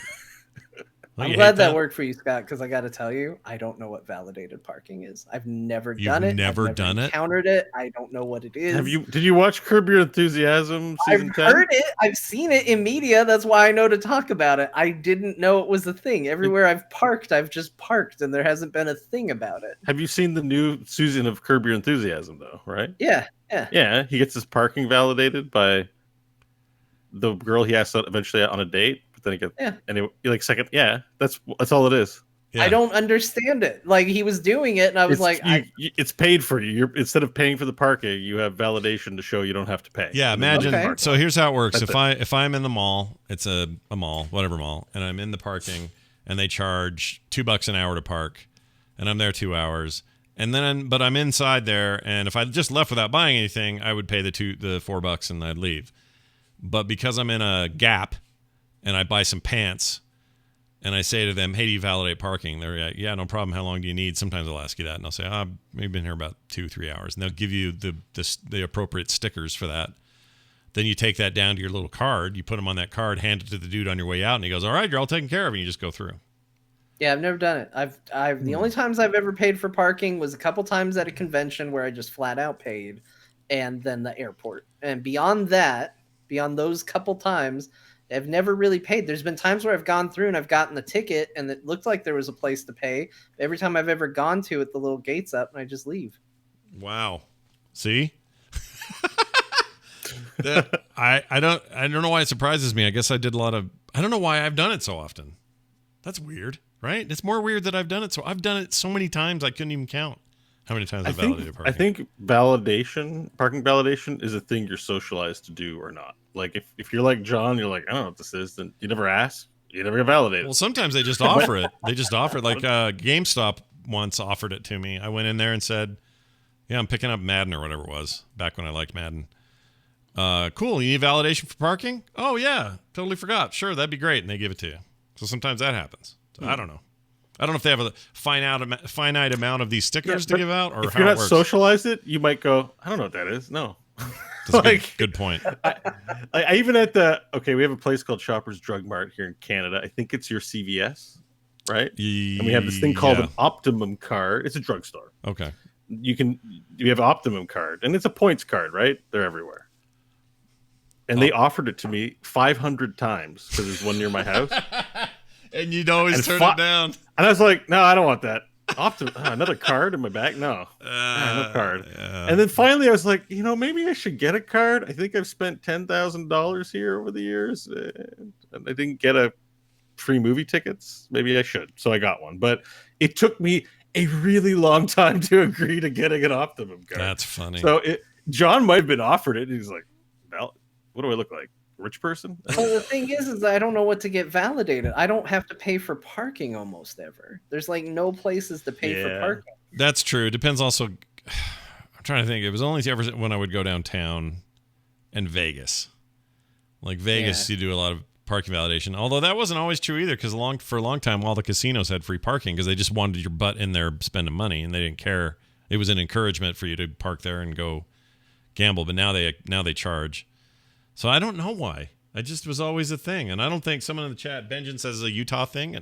No. Like there's a whole Seinfeld episode. We have it here in Ottawa. It's just a thing everywhere. I think if I spent more time in downtown Phoenix or, like downtown areas where there's big hubs of people, but I tend to avoid large crowds, so I don't go downtown. Well, plus the sun will murder you there. You'll die. Yeah, I mean, like living here, there is literally a sky demon that will kill you if you're outside too long. Yeah, the more I hear about Phoenix, the more I'm like, or Arizona, the more scared I am of it. It was like 118 degrees Fahrenheit or something the other day. Living, all those levels? Like they put levels in video games just to bring it back to video games where it's like, okay, the sun here's really hot. You have to move from shadowy area to shadowy area. And you know how every gamer responds to that? Yeah. They go, oh, I hate levels like this. Levels like this suck. Oh, that analogy that you come up with, it comes from a place of such deep fundamental truth. You can feel it. It's so on the nose. You can feel it. It so makes me feel like what you're feeling right now. Yeah. So look at this. What going outside is. It's like, do you want to take the garbage out? It's like, no, I don't, because it would be one of those levels to get there. Well, Bo, here's your conversion in Canadian points. So 116 Fahrenheit is 46.66 degrees Celsius. Yeah, that's bad. That's hot. That's pretty bad. That's pretty bad. That's cook your lunch outside in 5 minutes and eat it and then die. Kind of hot. It's so hot. I mean, you're almost halfway to boiling. It's pretty bad. It's really bad. And it's hot. Didn't you guys have your either most or second highest recorded temperature or something in the city or something? Oh, yeah, we've been breaking records constantly. Almost every day we break the record for the high for all time. Not even one of those where it's like, this is the highest it's been in 300 years. Is there a years. hole in the ozone layer above Arizona? It's just Maybe Arizona. You should move? It's just Arizona. Arizona, one day, I'm sure of this, by the way. I told my brother this yesterday. He lives there.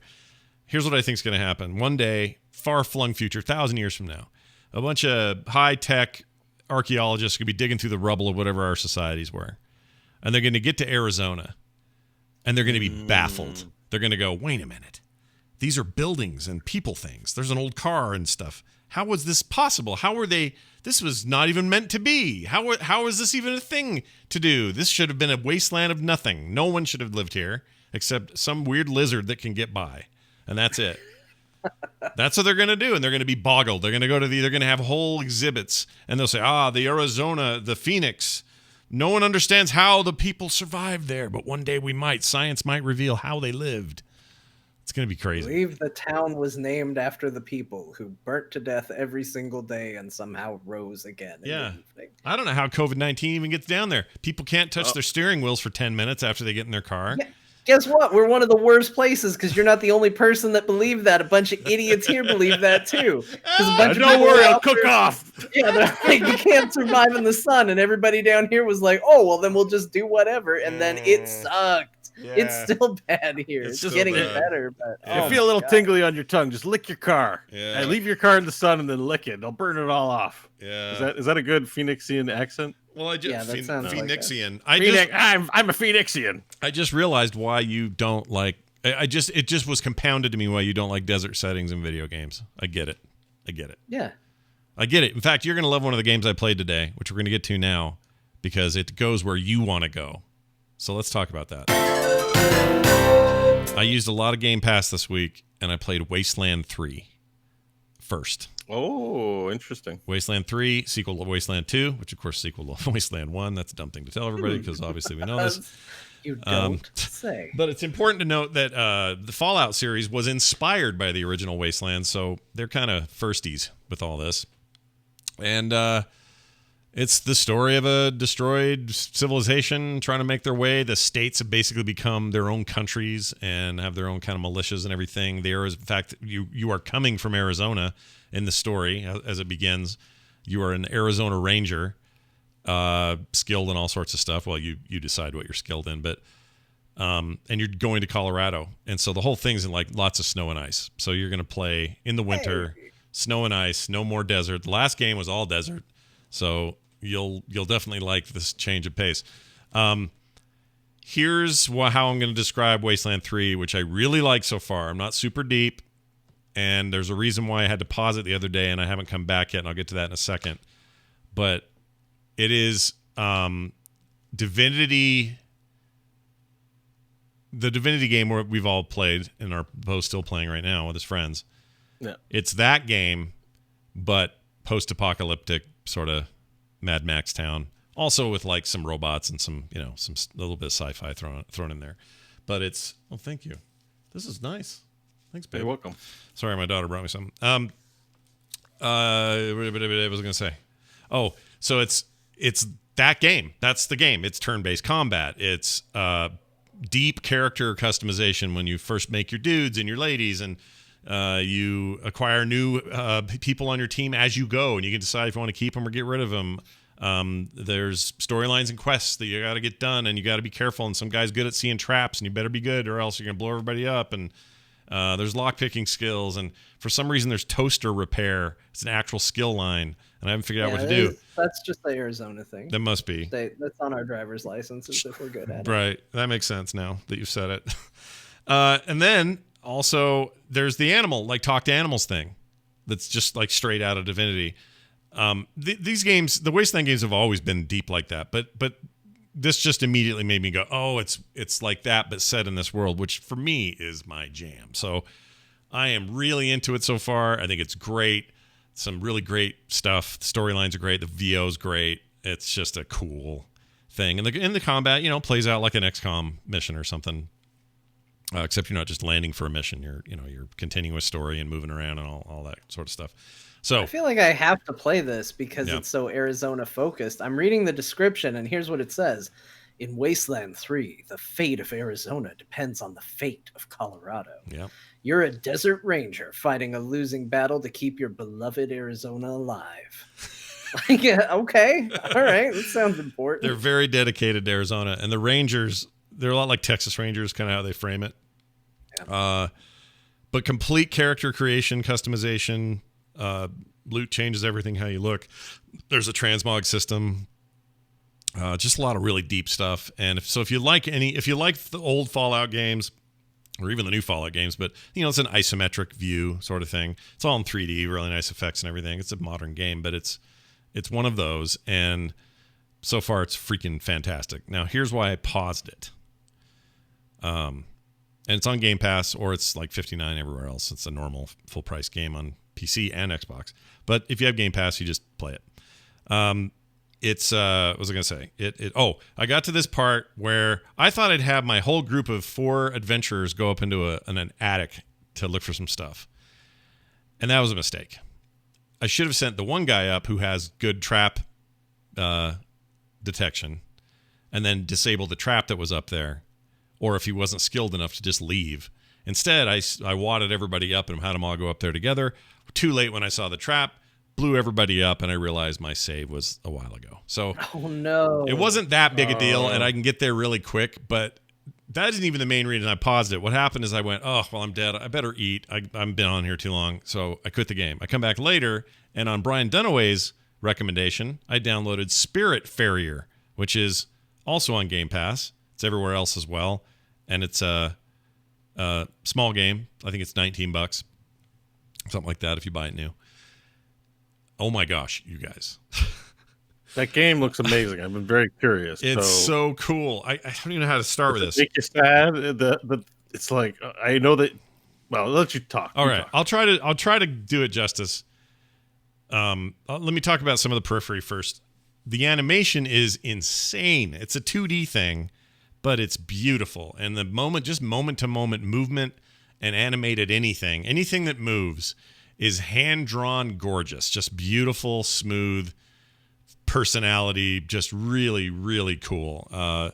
It jumped out at me. The animation's crazy. Even this little fishing thing you do off the back of this boat to get fish stuff while you're between missions or whatever.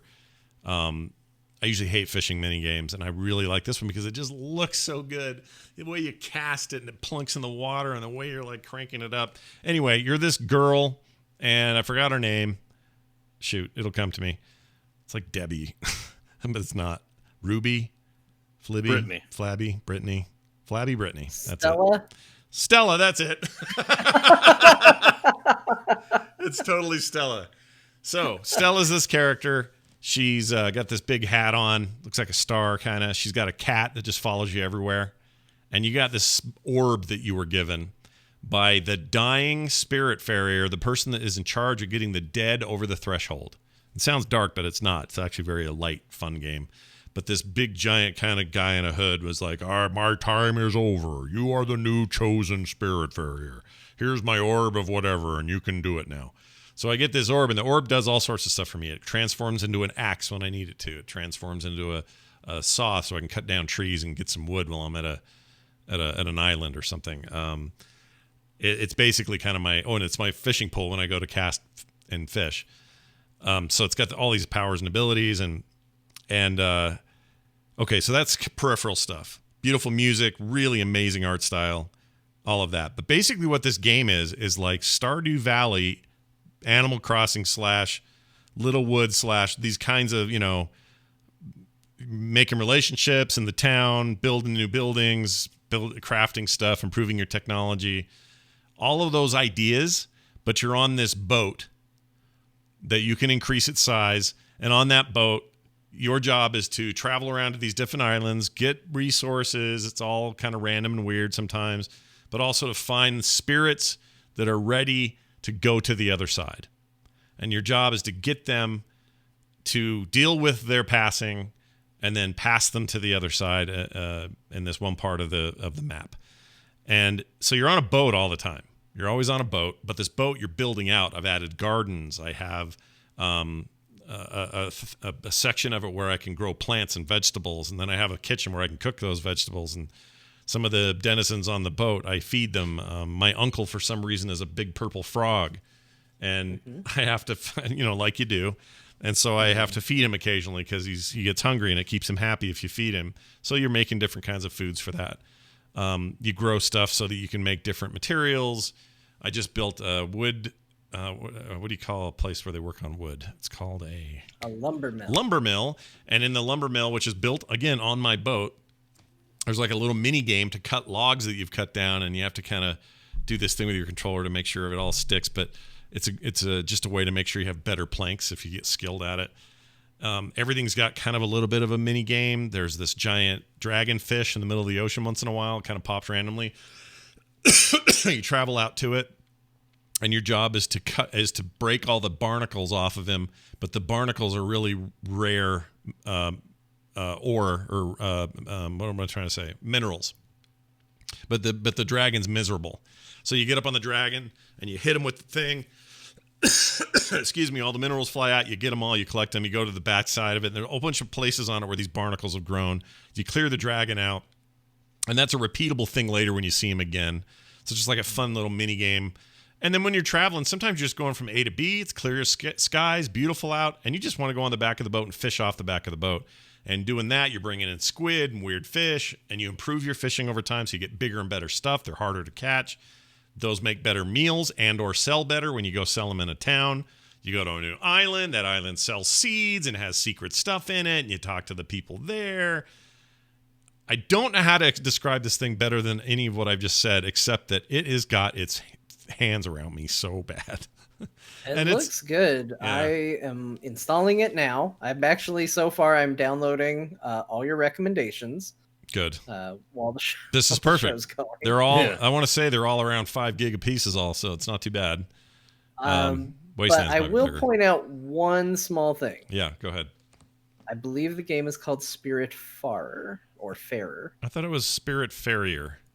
Because unless it is a completely different game that I found that looks exactly like the one you're talking about, it is Spiritfarer. Which I only point out because I'm sure there are people out there who are hearing it that want it, and if they look for Spiritfarer, they are not going to find it. So Spiritfarer? Fairer. So Spiritfarer. Oh, that's not as good a name. You like it's because I don't like this game anymore. I take back everything I just said about it. Spiritfarer sounds like Space Harrier. A little bit. I think it probably just makes sense to our brain a little bit. Because when you said it, I was like, I knew it was wrong, but I was like, whatever. It's nothing like Space Harrier, I can tell you that.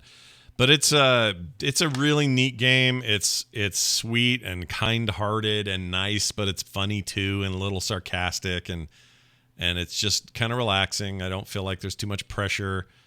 But the loop is really good, and you just get more to do, and those loops are very satisfying. At night, you have to go to sleep because it's like they kind of replicate that thing you get in a town like in Stardew Valley. It's like, well, the sun's gone down. It's bedtime. No one's buying my stuff. I'm exhausted. Got to go to sleep. Save. Next morning, we have a new day. It's like that. It has kind of a day-night cycle, and so you're constantly kind of doing these activities through there. I'm just getting through all the parts where I'm building the new buildings, getting my deck filled out so that this boat just has more and more freaking shit on it. And you can rearrange this all the time. You can just, if you decide you don't like the layout, you can put the kitchen on top and the gardens on the bottom or whatever. It's all 2D. And when you raise your crops, you water them when it says they need water and that sort of stuff. So there's some of that kind of, Stardew Valley / what's the moon one? Harvest Moon kind of vibe to a little bit, but it's also got its own jam because you're on this boat. It's a big mobile thing and you control it, where it goes and how it gets there. And there's a big map system that you just pinpoint where you want to go and you go there. And there's so much more to it that I'm not giving it credit for, but it's rad. I love the look of the art in this. You're going to love the art, dude. You're going to love the art. Like, it's just one of the most charming looking games, and it's so polished, and so far I just love it. And it just completely took me away from everything else I was playing to the point of, it's almost like it's also a perfect, like if you're just trying to get minerals and you want to just go see if you can clear out some goods from some wreckage and things that you find in the ocean. It's just a great game to like put something else on, this NBA playoff game playing and play this. It's perfect for that. You don't have to pay like excruciating attention to it. Was it very sad though? It seems like part of the game has to deal with death in a little bit, but it's poetic way. And it's not sad as much as it embraces the idea that death is part of life, and that you take on this role of somebody who's important, crucial, in fact, to getting these spirits to the other side, whatever that may be. And it's like you're graciously helping them and gently helping them to realize where we are, what we're doing, and that it's time, that it's okay, and that it's time to go. And you might even get a nice fish dinner before you leave or whatever. Like weird little things like that. And it's like your River Styx scenario we did in TWBD a little bit, except there's no scary skeleton under a hood. Hesterbrook. I love playing Hesterbrook. Right, but it's not that kind of like, board my boat and I will take you to the river. It's not like that. It's like this sweet sort of fantastical thing. And I don't know, I feel like I'm playing I don't know what to even compare it to. It's like a Studio Ghibli movie, but better animated even, which says something because those Ghibli movies are nice, or Ghibli, wherever you say it. It's very cool. The closest thing it reminds me to, not in game style, would be the Banner Saga. Oh, yeah. For the amount of attention paid to the aesthetic of animation, and it's not designed to be realistic, but styled. Yes. But beautiful. Yes, and tonally consistent across the board. Everything feels like it just fits. And there's some really neat effects in it. Like, this is definitely not like, this isn't somebody's 8-bit game. This is like a modern looking aesthetic that's just so smooth and silky. And I'm running it on a G-Sync monitor at 120 hertz, and it looks amazing. Oh my gosh. So anyway, can't recommend it enough. I love it. Spiritfarer, it's rad. And shout out to Dunaway for saying that I would like it, because I wasn't sure until I played it. And I was like, oh my gosh. It's hard to know. It could be a little bit too kiddie and not. Yeah, and it's not at all. Sounds like it's not not at all. In fact, I wouldn't say it's adult, but there's definitely moments of like, I don't know, some of the characters are super sarcastic. It's like this deer creature that you rescued, and he's always just kind of a dick, and he says things like, yeah, you don't give a damn about that. I don't know, there's just like, there's a little swearing, nothing harsh, but just enough to make you go, oh yeah, this isn't for some 5-year-old, not this game. I don't know. It's really neat. I've wish listed it. Yeah, it's cool. I think you, John, I know you're on Game Pass. You should absolutely give it a shot and see what you think. Oh, I should get Game Pass. Yeah. All these games are on Game Pass, right? I know. Yeah. In fact, everything I'm talking about today is Wasteland 3 included. Which we should change the name of our show to Core, a Game Pass show. Yeah. I know you would love Wasteland 3 as well, because it's just full of stuff like we're doing in D&D. That information was very helpful, because Wasteland always looks like a game that's janky, like when you look at the product pages and stuff. I've always hesitated to pull the trigger, because I'm like, I'm playing B tier. This is B tier. Right. So Wasteland 3 is like, are they hitting the A tier notes? It sounds like it. Feels like A tier, yeah. And it feels like, well, also they got a huge bunch of money from Microsoft to finish out this game, or to do it.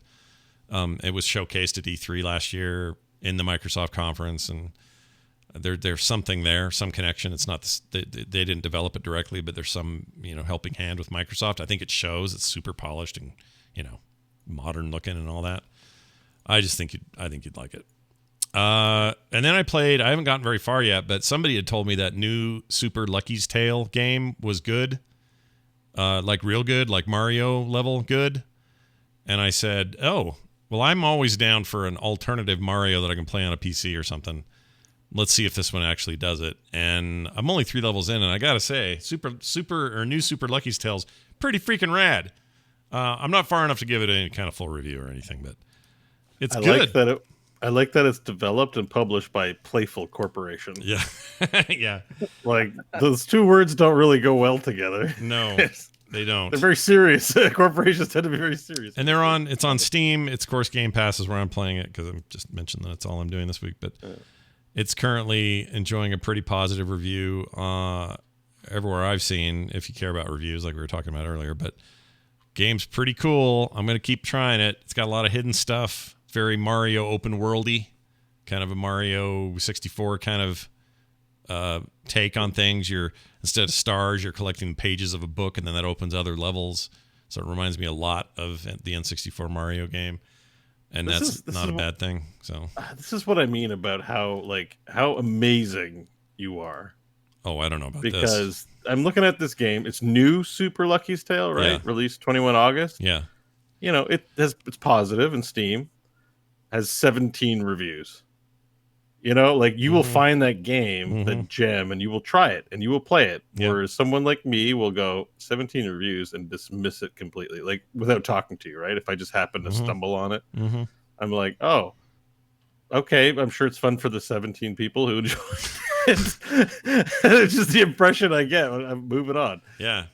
But it's great to hear these things. I just love that you do that, actually. Well, I think not everyone will do that. I appreciate that. I think it's like, not a sequel, but a pseudo sequel to a VR game called Lucky's Tale, which was on Oculus as a launch tale, the original Oculus Rift. And I think this is that same character. I'm not sure, but this doesn't have anything to do with VR at all. It's just like a straight up 3D platformer, and it's just clean and tight. The controls are tight. The mystery stuff, like where you're trying to find pieces of things, are not too hard, but just hard enough where you feel smart when you get them. Just has it feels nice. I like it. and it's on Game Pass. So don't spend $39.99 everywhere else. Get it on Game Pass for $5 a month. I feel like Microsoft owes us money for all this advertising. I know, but as we established, maybe we owe them money. Maybe. But I think I like it better when they give us money. If I had to pick. True that.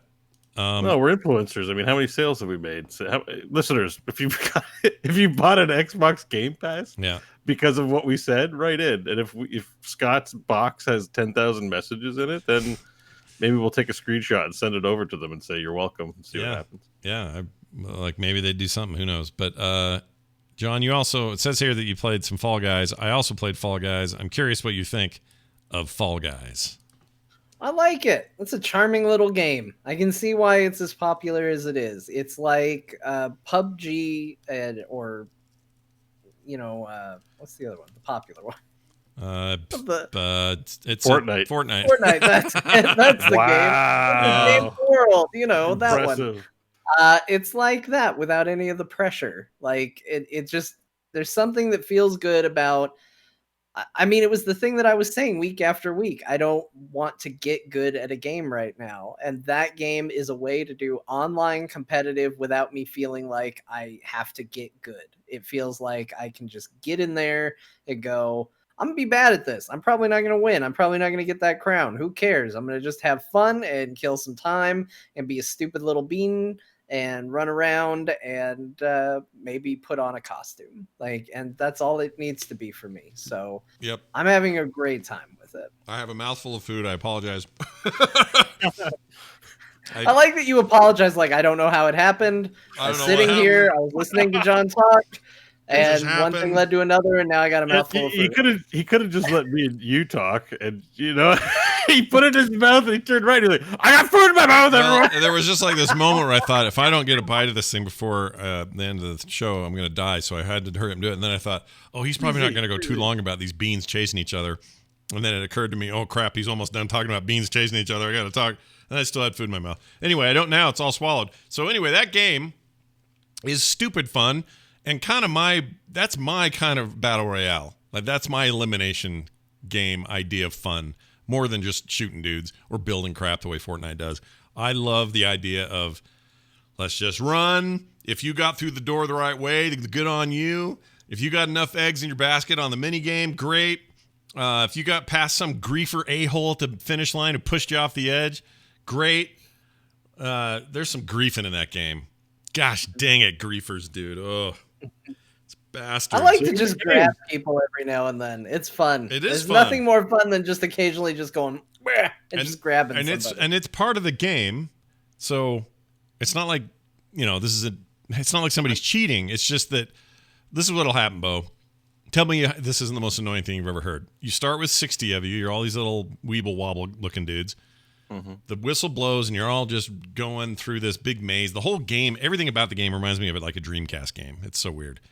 But you're all running through. There's big obstacles. Fans are kicking people out and pushing them off the edge. And you got to try to navigate all this. It's like playing one of those weird Japanese game shows or like Wipeout here in the States, which was like, try to knock everybody off the obstacles or whatever. Yeah. Wasn't it the Japanese Extreme Challenge or something like that? Yeah, like that, or there's another name. In the 2000s, what do they call it? Like the guy that has to fit through the shape.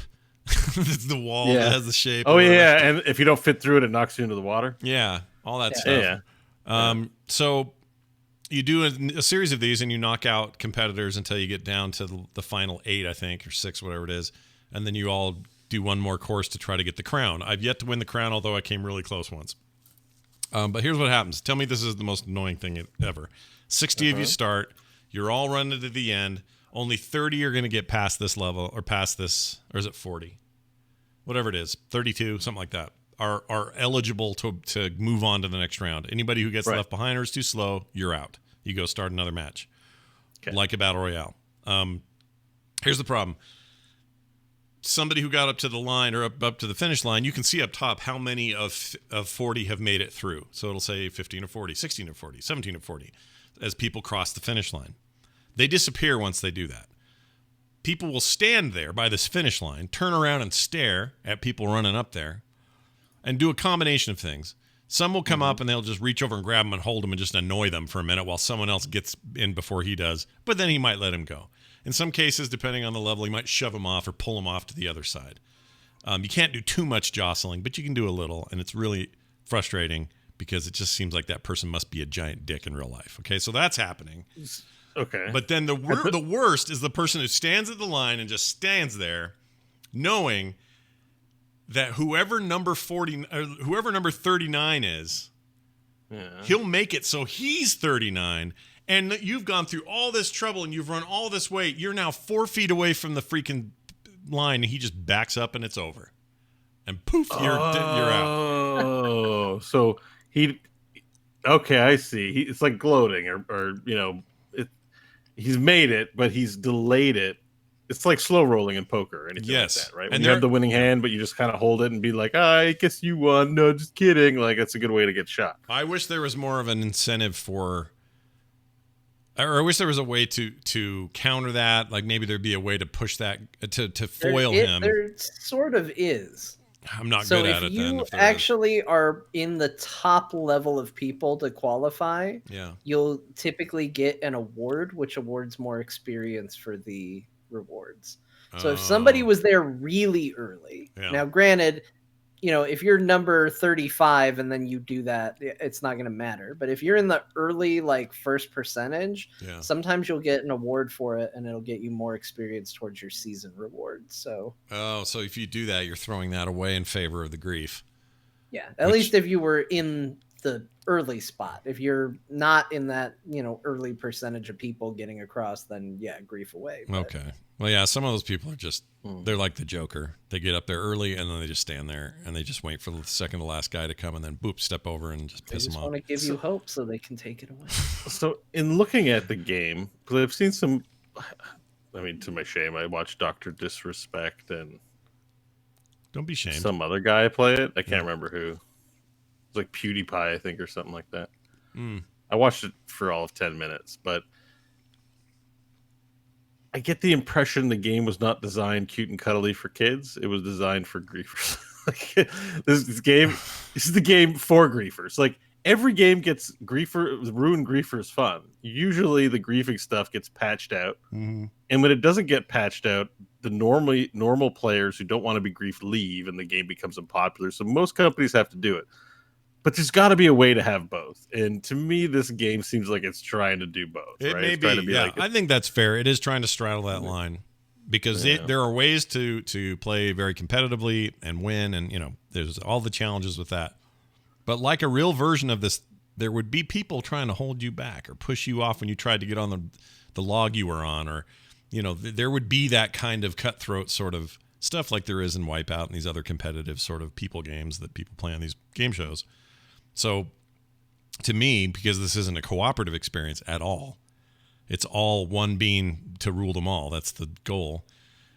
They do have some of that in there, but it's not a ton of it. Like, you can't hold someone indefinitely. You can't push them too far. You can't, there's a little bit of that, but there's not enough of it to truly, really, truly screw somebody up, except for these couple of ways right toward the end.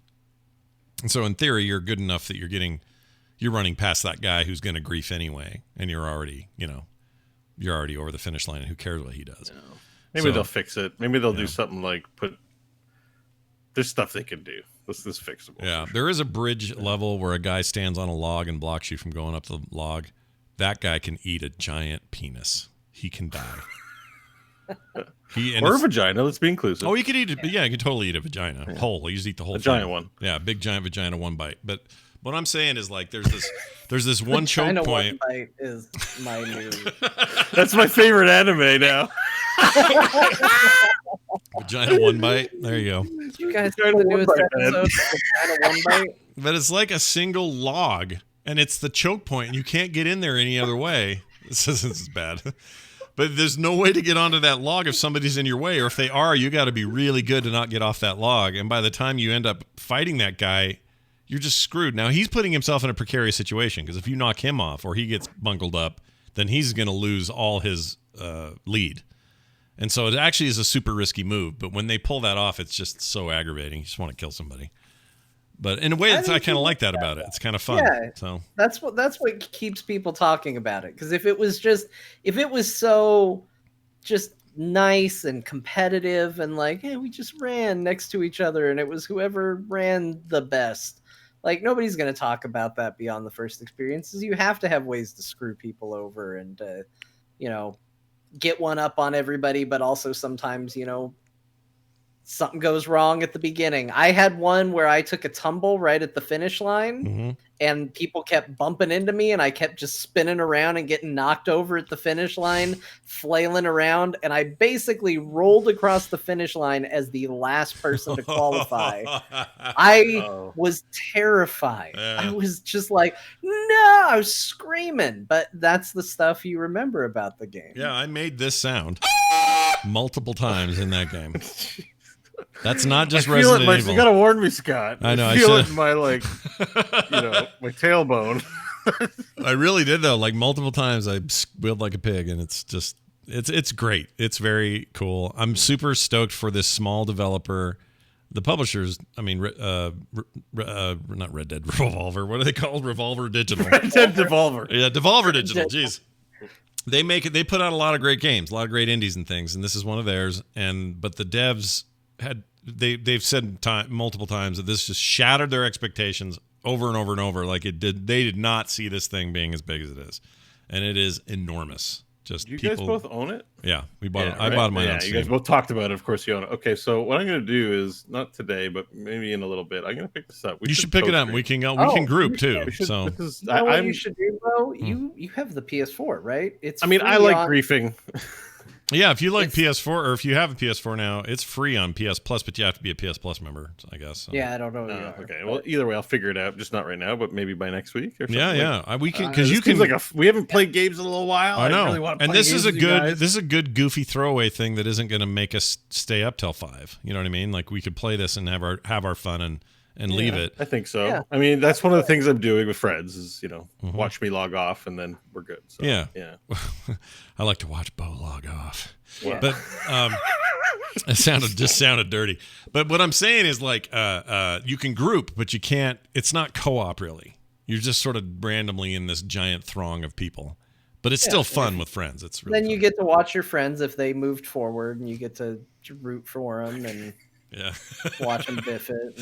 Right, all that stuff. It's a great little dumb thing, and I'm really glad it's successful for them. It's nice. It's one of those stories in gaming where you're just like, a little team did it, man. That's pretty cool. Are there any $100 costumes in it? No, but you can definitely pay for costumes in it, but I don't think any are $100. Yeah, you can pay like $10 costume packs, but also their season pass thing is all you don't boost it by buying a season pass. You just play it. You just unlock stuff. Yeah, it's not one of those games. It's like Doom's doing that. You don't buy the season pass, but they have seasonal rewards. Yeah, exactly. Mm-hmm. It's like if Fortnite just let you unlock stuff on a line of things that you unlock with levels. It's just, it just looks like it looks like one of those things you see all the time where it's get this level and unlock this, like that kind of side and everyone's doing it basically, but it's not a game where they're trying to nickel and dime you. And the costume packs are great if you want to look like a can of pop or a hot dog or whatever.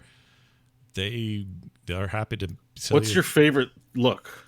I like the hot dog on the bottom and the can on top. Because you can mix and match it. Oh, really? That's cool. Yeah, so I like mixing it. Those are John, do you have a favorite? I haven't gotten good enough to afford anything. The only thing I've been able to buy is I changed my color scheme, so I'm black and neon green, and I think I have lightning bolts on me. Oh, it sounds cool. It doesn't have to be one you own. It can be just one you've seen some cooler player. Like, oh my god, look at his sweet skin. I think I saw someone as a penguin. I thought that was kind of cute. I know on the page for Steam there's somebody wearing a head crab, and I thought that was neat. Oh yeah, they have. That's the other thing is they have like funny referential stuff like that, and I don't know, weird animal stuff, and it's just weird. It's cool. They got all kinds of skin potential in this game for sure. By the way, it looks like Wiki Kitten captured this. Let's see what this is. I like to watch Bo log off. Oh, but good pull. Good pull. That was great. Nice job. That's going to be in a mashup. Oh, yeah. Guaranteed. All right. Finally, Crusader Kings 3, which I also installed and intended to play because that thing's reviews from places I trust is off the charts. They're like, this is the greatest one of these ever made. And I just kept thinking, well, yeah, okay. Well, let's check it out. It's Paradox Interactive. It's the guys that made Stellaris and the what's the other? The Imperialis Cerealius, or whatever the hell it's called. Yeah. That's not it. But Europe Universalis Universalis Europeanus. Yeah. That's the one. You got it. Something like that. Anyway, it's supposed to be... I was worried you wouldn't figure it out. It's Crusader Kings 3, third in the series, supposed to be amazing, and I was like, oh, I can't wait to play this, and it won't launch for me. I don't know why. I can't launch it. It doesn't even give me anything. It just sits there. So I got to go install, reinstall. But John, you got it to run. You played a little. What's your hot take? I played a very little. I don't have a take. I'll be back next week. We'll probably talk about it unless I get pulled too far into one of the 4 games got me to download this episode. But I'm just too enthusiastic about my picks this week. I can tell. I'm really excited to play it based on the reviews. I've been looking for a kind of new Civ style game, and everything I read about this was that it was amazing, and I kind of can't wait to get in and try it.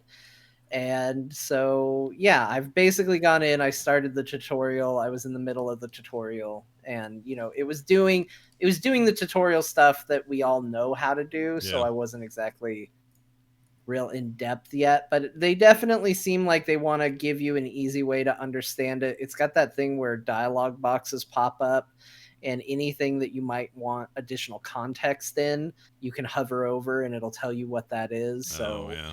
If they say something like infantry, you highlight it and it'll say, these are your ground units and da-da-da-da-da. Yeah. And what's weird is it actually goes layers deep with that. So you will get a pop-up that will have an underlined piece of text, and you can mouse over the top of that, and then that pop-up might have more items that are underlined, and you can mouse over that within that window. Whoa. And get a third one. Like, you can get all sorts of windows up just to make sure that you're understanding the concepts and all of that. So it's going to probably take me a while to get an idea and get my head around it, because I have never played any of the games like Crusader Kings or Europa Universalis. There you go. There's the name. You got it. I've never played any of those, so it's kind of all 100% new for me. But I'm excited to try it. It looks like it has a lot of the stuff that Scott, you were running into with like Old World. That's what it was. Old World. Yes, it is Old World. Yes, the name you love. So it has a lot of that stuff where like, oh, this person wants you to cheat on your wife with this person, and will you do it? Oh, cool. I like when they get all meta like that.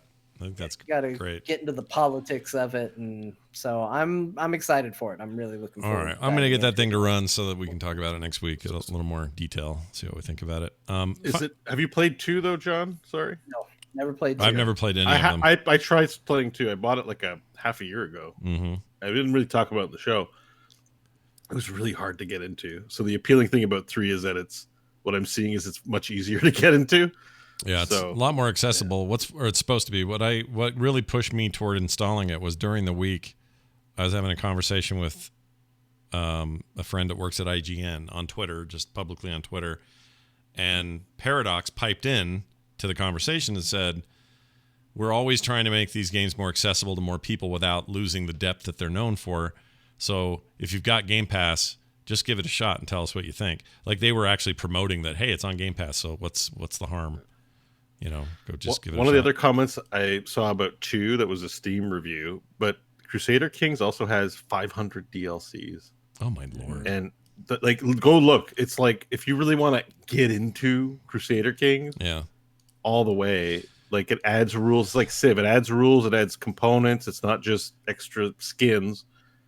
So anyone really wanting to get into Crusader Kings 2, it's not enough just to buy the base game. Yeah. You need to spend $1,000. Well, that's true. Like, those guys are that way with everything. Stellaris has 1 million.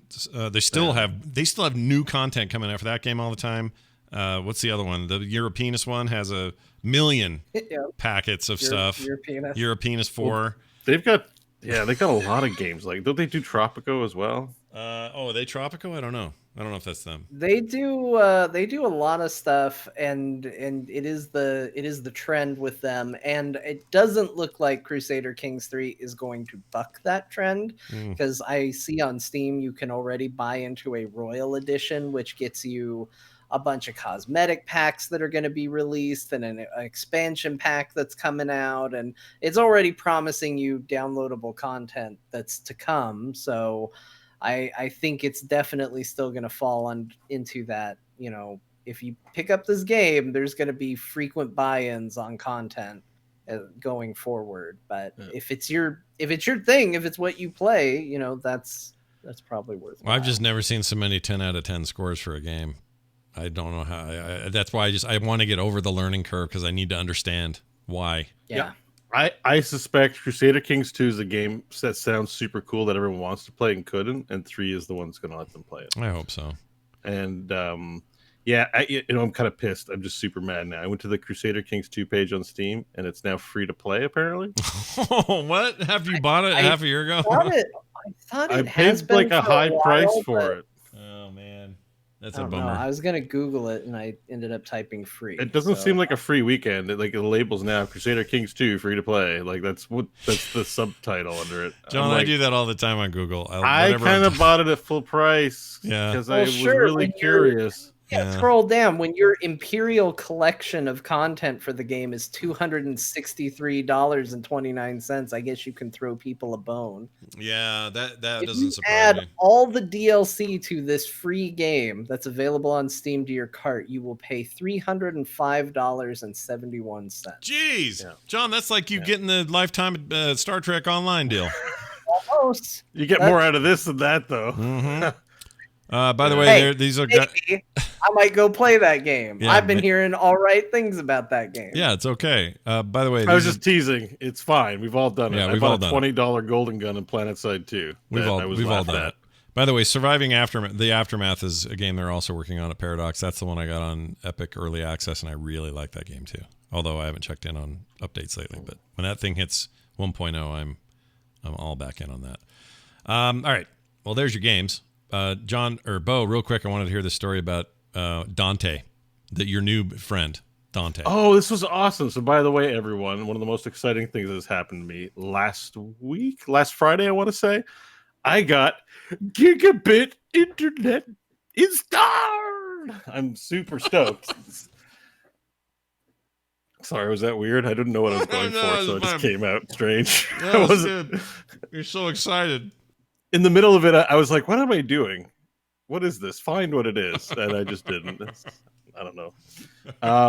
But it was really great. I was super stoked. And it was not a price increase. Like the service provider I'm with, Bell Canada, they're just offering it now. And I just happened to check the site and saw that they were offering it for the same price. I was like, install it.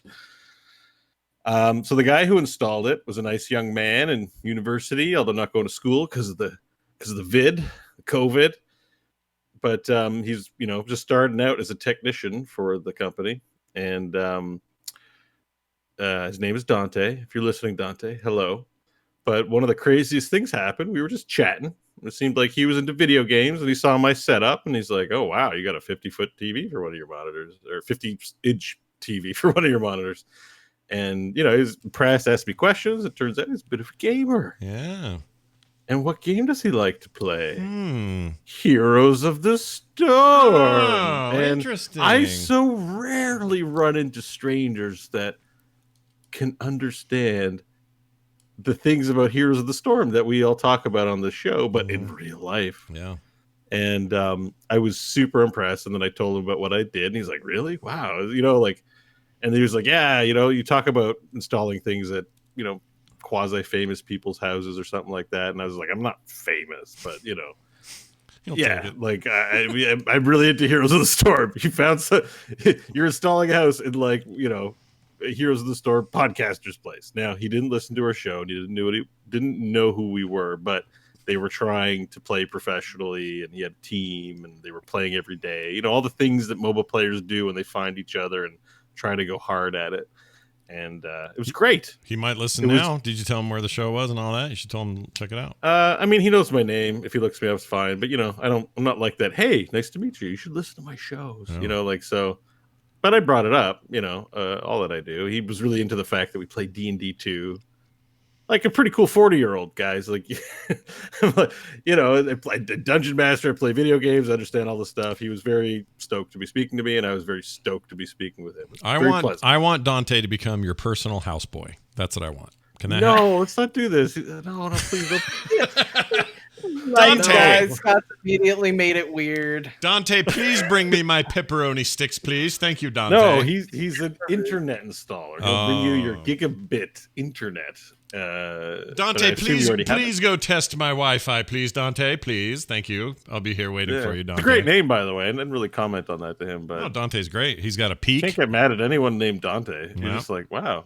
He's got a peak. He's got an inferno. Dante's got it going on, man. Mm-hmm. He sometimes deals with devils that may or may not cry. Right? Oh, yeah. Yeah, they may or... Well... He wasn't even supposed to be here today, that Dante. Yeah.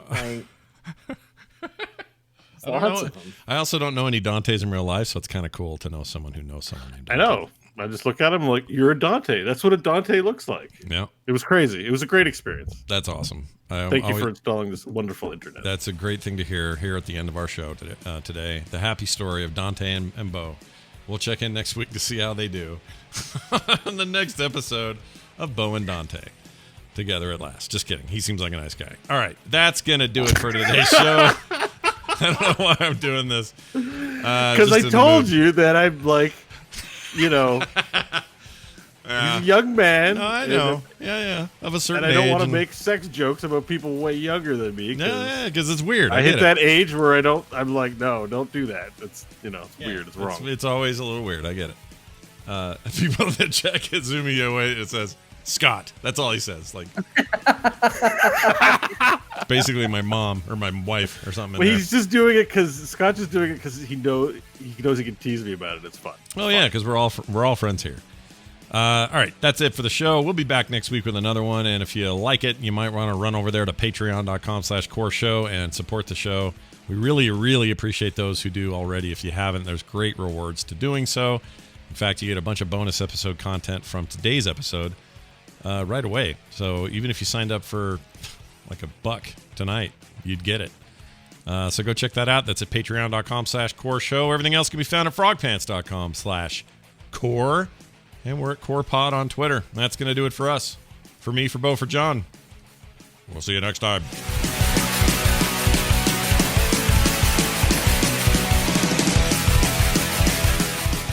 This show is part of the Frog Pants Network. Frog Pants Network. Get more shows like this at frogpants.com.